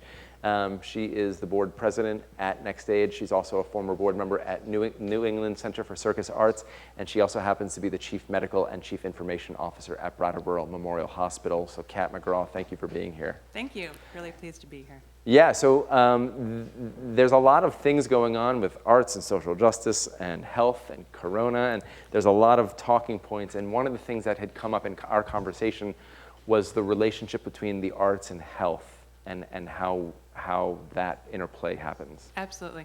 You know, I think about how a number of years ago, Vivek Murthy, who was the previous Surgeon General, talked about that the road to happiness and health consisted of kindness, gratitude, exercise, meditation, and social connection. Think about that. That's, you know, that's big. A piece of our pathway to health. I actually, you know, wrote it down, taped it on my fridge, look at it every morning. And I think it's really important to look at the arts as a piece of that. You know, arts are a place where we can express ourselves. We can express ourselves in ways that are more than just the medium that we're used to working in. We may read all the time, and arts are a place where we can sing. We may write all the time, and arts are a place where we can listen. And it allows us to kind of break our brain open and use different parts of our brain, and I think it provides a more balanced approach to how we look at the world. You know, arts are a place where we get together and we can think about things in ways that we've never thought about them before. That's probably true even thinking back over the performances that have been happening today. Maybe folks have seen performances that are something that they've not really looked at before. Maybe they've not seen Sandglass or haven't been to the New England Youth Theater. And arts provides us an opportunity to look at things through a little bit of a different lens, stand in somebody else's shoes. And I think that that is really an avenue to that social connection that's part of health. Yeah. Do you feel like that this community, I don't know, in conversations around what has happened here, bringing Sandglass and Vermont Jazz Center, New England Youth Theater, and NECA, and BMC, and the VJC, and Latches, it seems like there's like a lot of synergy around bringing people together to funnel them into, through arts mechanisms, to have them think about larger things like social equity and social justice. And it seems like for our communities to be functioning and healthy and thriving and strong, it's like arts is that meeting place to bring people together. And so in your work as a board member of Next Stage, yes, and as a board member of NECA, like, what has been your experience in seeing that type of interaction happen? Well, you know, one of the interesting things is you can bring really diverse programming into a community that hasn't experienced it, that is not of that background, and it can be very, very exciting, invigorating, and really let folks think about things, really, as I said, from a different way. You know, we think about the times where this is before you arrived, but you know, we'd have Bread and Puppet come here and perform here. And for those of you that could never make it up to Glover, Vermont to see that, that's a form of art that really brings together the community and has people think about things from a political standpoint, from different angles that they may not have, to step back and kind of see it from a meta-analysis as well. And sometimes, from an art perspective, what it does is it helps us to step back and look over a broader perspective and be able to see that 30,000-foot view that we often do not see, and see all the other groups that are working, in whatever manner they are for the same ends, or maybe see the pieces that we are not seeing ourselves, and be able to incorporate that into our lives. I wonder, like, how that plays out in a way of kind of what you opened what you're talking about art and health, mental health, but also there's this notion of community health, and especially in times of corona, where we're talking about community health. Absolutely. Right. Yep, it is. It's the community. We judge our community by how well our social activities are happening. You think about when we're bringing people to the community to consider moving here for their careers at the hospital. One of the things that they want to know is how vibrant is the town, what's going on. I mean, one of the things that I can really proudly talk to is we have a community that is disproportionate in its amount of arts. Often you associate that with universities that are present in a town, and that's not the situation here. We have really developed and continue to have a thriving arts community of so many media, and I think that really does lend to that social connection, the willingness to work together and look at things from a little bit different angle. Yeah. Well, thank you for your perspective. And we're going to have Kat back to kind of talk to us about her not just her role as a board member of arts organizations, but her role as a chief medical officer for the hospital and how it has impacted our community. Again, I want to just say that we are raising money this evening for the Root Social Justice Center and the Windham County NAACP. There's a link in the chat. There's a link below. We had Stefan Gillum, president of the NAACP, here earlier speaking about the work of the NAACP. We're going to close the show with a prepared piece from Sheila Linton, who is one of the co-founders at the Root. And so we're really excited to keep going. We'd love to have your support through this evening. Arts Unite Windham is a celebration of the breadth and the depth of arts and culture in this community. There's a lot of organizations that couldn't be involved in tonight, just in terms of just trying to put 4 hours of content together. But we want to recognize all of the organizations, both the nonprofit, the for-profit, the performing arts, the visual arts. There's a lot of things that Windham County can be proud of. And so one of the things that we're going to be proud of is the next artist we have here at Next Stage is a local band called Moxie. And since arriving here, you guys can come on out and start getting set up. Since arriving, I've been told numerous times about a young group making waves in this area, and I've gotten to know Ray a little bit and know that they are becoming a regional force in the music scene. And so we're excited to showcase Moxie. And so, you guys ready to go? Yeah. So again, just real quick, I just want to say, click the link. It's in the chat box. We appreciate your support as we kind of come together and celebrate Arts Unite Windham. So thank you very much. And Moxie.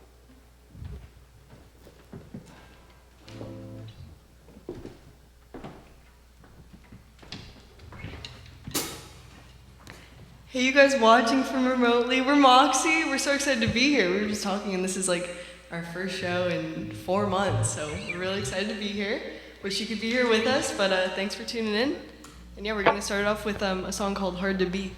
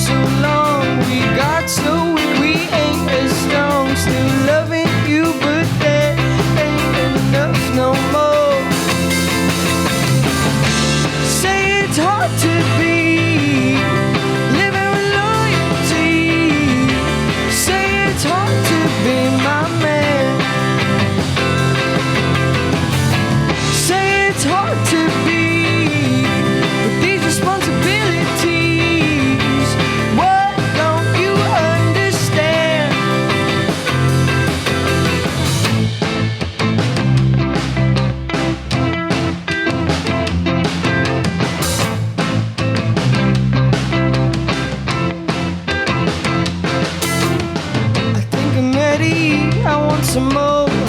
Don't know what we've been fighting for. Think I could let go. It's full of best right now.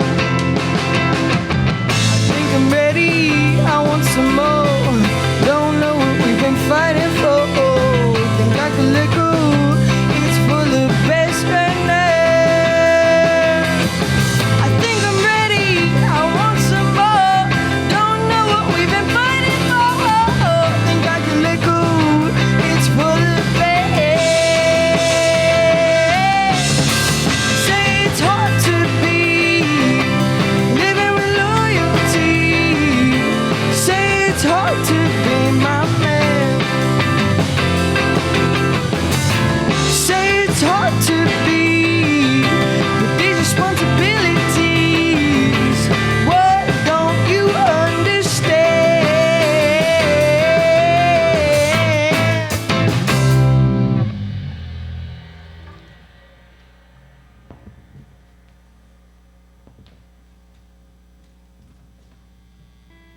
Thank you guys. This next one is called Blue Skies.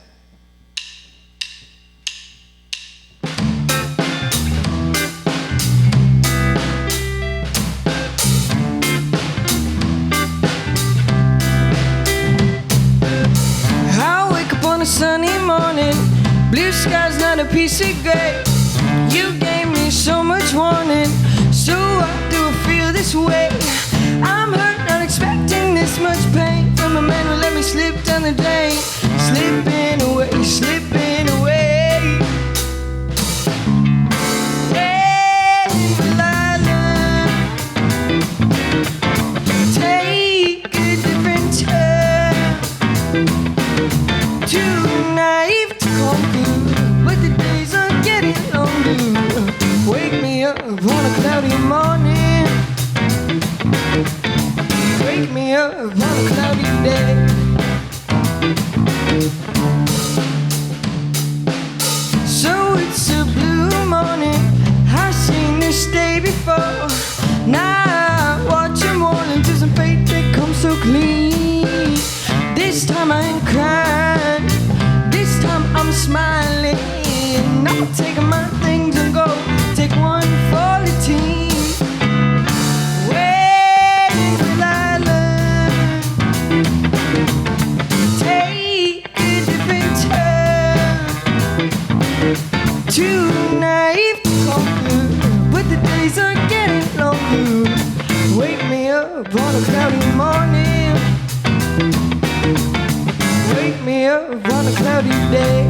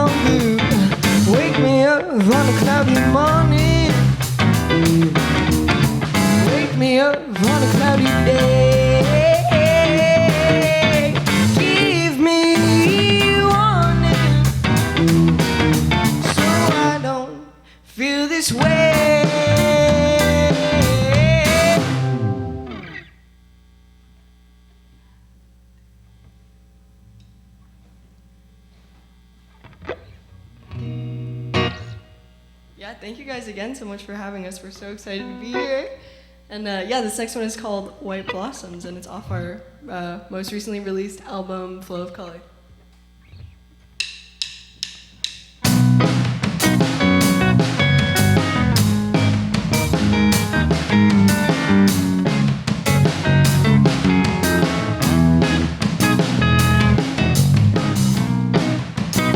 Remember back in the summer days, white blossoms and sitting up in that pear tree where nothing could touch me.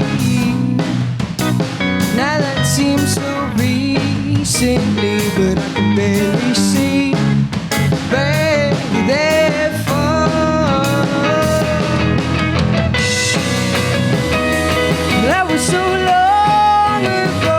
Always feeling like it goes by so slow, but I'm in and it's out of reach. White blossoms surrounding me, the feeling of the summer heat, wasting my time away.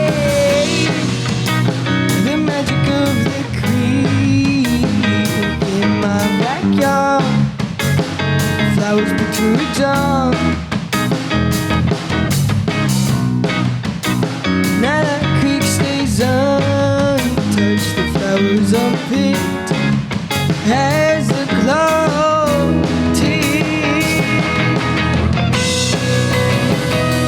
That was so long ago, always feeling like it goes by so slow, but I've been and it's out of reach. White blossoms surround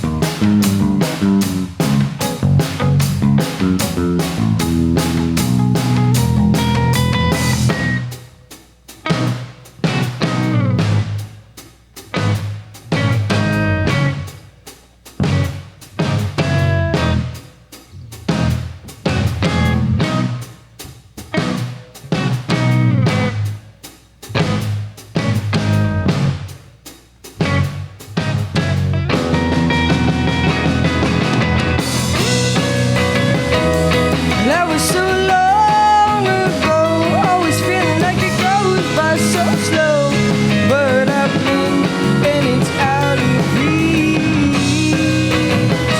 White blossoms surrounding me, that feeling of the summer heat, wasting my time away.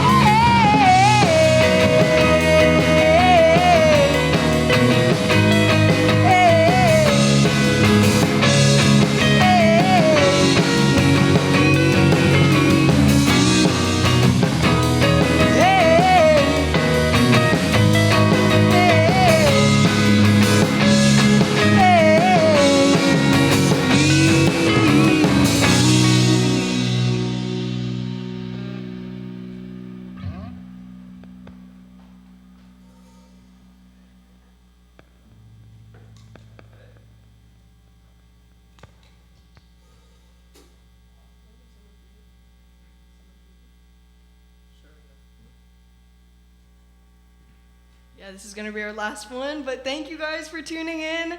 Sad we can't be here with you, but glad we can enjoy this experience and moment together. And thank you, Next Stage, for having us, and hope you guys are all donating to the Root Social Justice Center and the NAACP.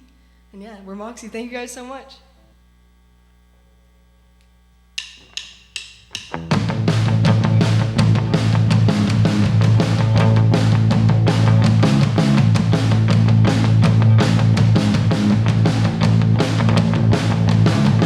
It's summer now, it'll be gone soon. Bright warm days all throughout June. Let go of our worries, let go of our fears. My sweater still, it smells like you. And now you're gone, but you miss me too. When will you be back around? Hold on to me. I'll be everything you want me to be. Hold on to me. Summer fever, it's under my skin.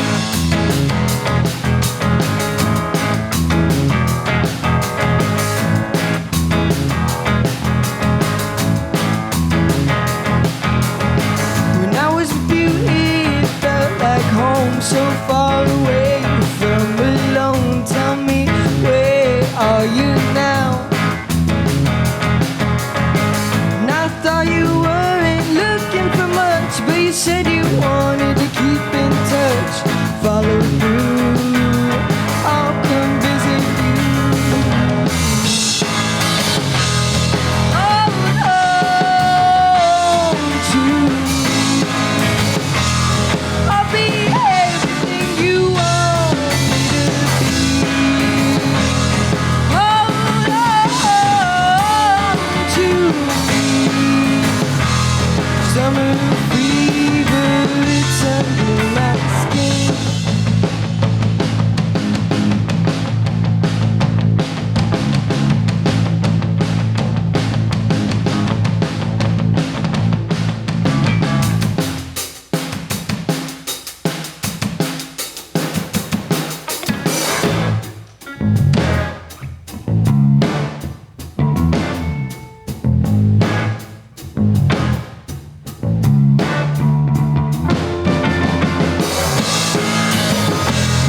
Hold on to me.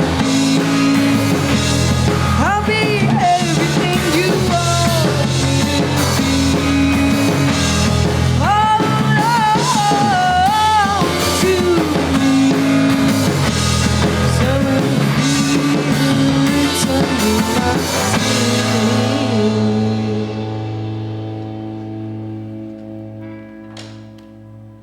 Yeah, thank you guys so much for Moxie. Wow! Woo! I feel like there should have been like a stadium of people applauding, and not to like 3 people in an empty theater. It's great. Thank you guys so much. Yeah. It was Moxie. Wow, amazing. I'm a new fan. It's great. My first time seeing Moxie. So I'm Keith Marks. I'm the executive director at Next Stage Arts Project here in Putney. You are watching Arts Unite Windham. I have a glow from live music happening around. We are really excited to have so many organizations coming together tonight to raise money for the Root Social Justice Center and the Windham County NAACP. So with me again is Kat McGraw, the Chief Medical Officer and Chief Information Officer at the Brattleboro Memorial Hospital. She's a board member at Next Stage, and she's a former board member of New England Center for Circus Arts. But one of the things that we want to discuss right now is the relationship between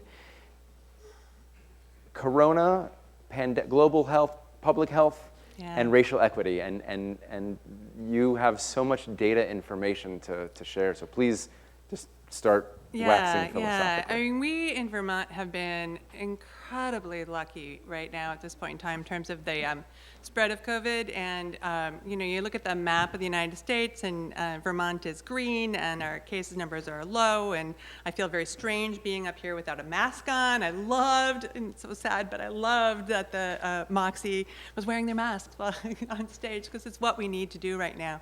You know, in Vermont, we have tested nearly 100,000 people, about 97,000 people as of this morning. And we have, as of this morning, 1,426 positive cases across the state. So that's a lot, but a very small proportion of our population. But I think the key thing that I want to just mention is in terms of racial equity, we in Vermont are not immune to the difficulties of racial inequities in our healthcare.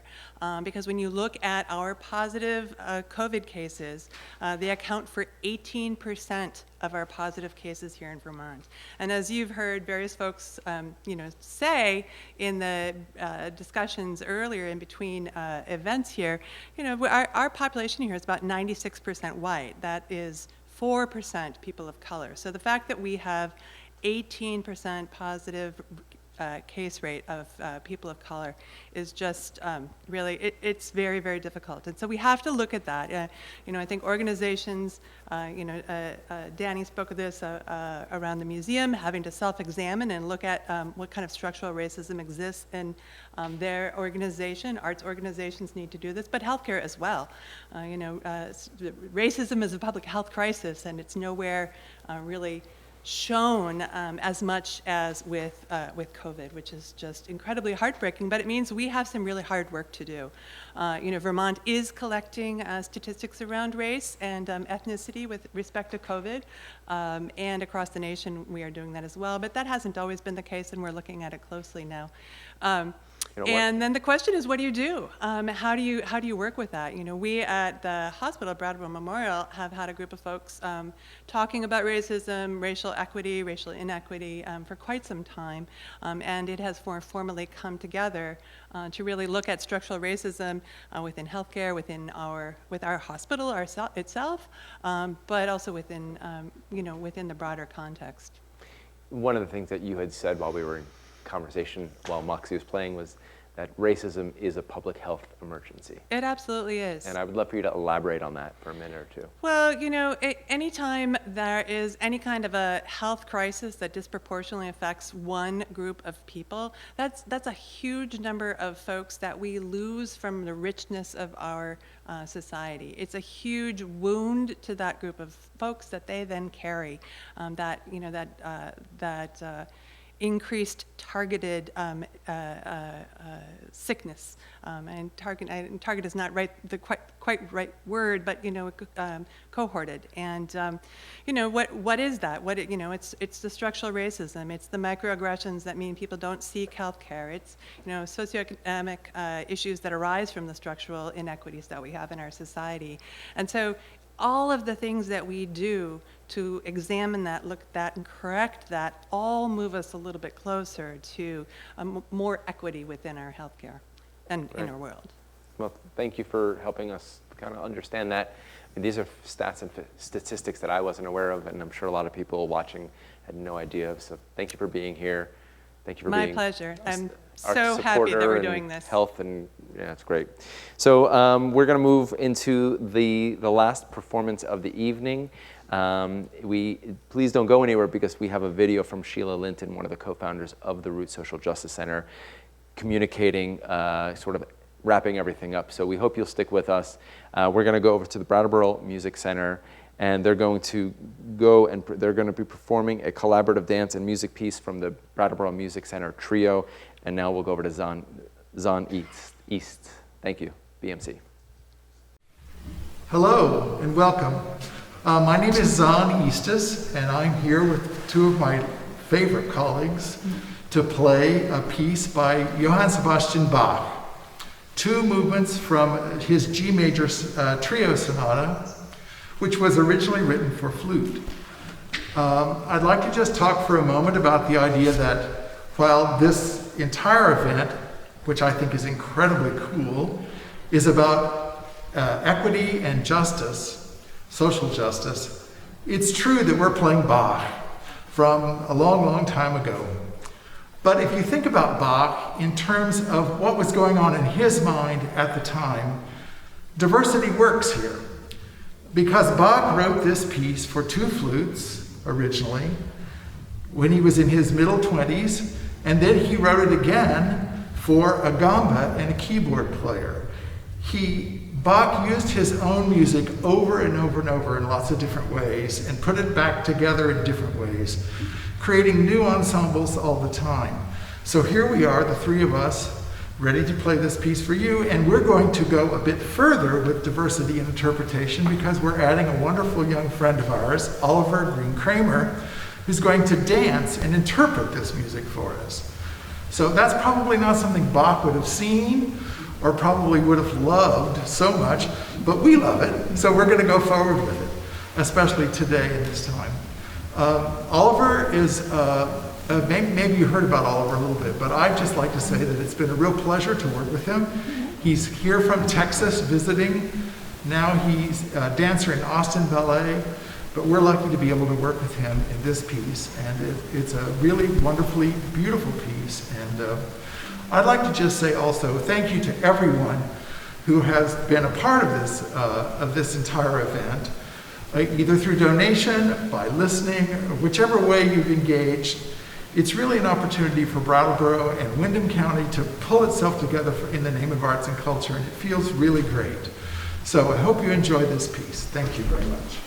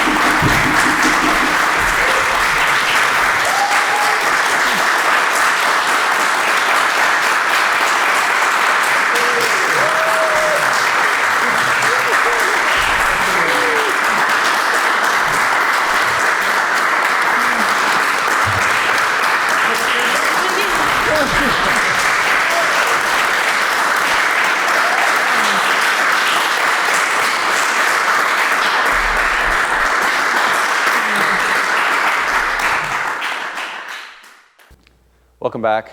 I am Keith Marks. I'm the Executive Director at Next Stage Arts. It has been a pleasure to host Arts Unite Windham. I just want to say, to echo something that had come up earlier, building community is about building trust. And so I really want to say thank you to the organization, the people around the organizations who believed in stepping up and doing something like this. The real heroes of the day really need to be BCTV. We have a really a gift in having BCTV. They're incredibly professional and they problem solved, and this was not an easy thing, doing a multi-venue live stream fundraiser. And so if you can, reach out to BCTV and let them know you appreciated it. They really are an organization that's doing great work. I want to thank everybody at Next Stage. I want to thank Julian McBrown, running sound all night for us, Barry Stockwell on staff, Neil Goldberg, volunteer running the chat, NECA, VJC, BMC, Latches, Sandglass, NEYT. I want to say thank you to all of you guys, all the organizations that came together, meetings, and not really sure how this is going to come together. There was trust there. I want to thank our graphic designer who designed all the collateral, Erica Radcliffe, all the donors who donated this evening. I really would like for you to find the link, keep sharing it out with people in the community. Let's raise money and raise awareness and really shine this light as bright as we can get it. I want to thank our media, the Commons, VPR, the Reformer, the Keene Sentinel. These are organizations that took up and saw this and helped us magnify what we're doing. I want to thank Stefan Gillum, Wendy O'Connell, Kat McGraw, Sharon Fantel, Danny Lichtenfeld, Sarah Coffey, and Robert McBride for being guest MCs and believing here and coming up. And more than anything, I want to thank the Root Social Justice Center and the Windham County NAACP. They put an awful lot of trust into something that they also didn't really fully understand what it was when we sort of pitched it to them. So thank you very much. We're going to close with Sheila Linton. She's one of the co-founders of the Root Social Justice Center. I hope that as she's speaking, you'll click the link and make a donation if you haven't already. We really appreciate it. From here at Next Stage, we say thank you and good evening. Hello, everyone. What an amazing show presented to us by the many art groups around Windham County. I'm personally thankful that I live in a county and a community that honors the arts and is able to be creative, providing opportunities for us to access the amazing talents we have here in our community. Thank you to all the performers, the Arts Unite Windham, Next Stage Arts, Brattleboro Community Television, and the many more for hosting this event.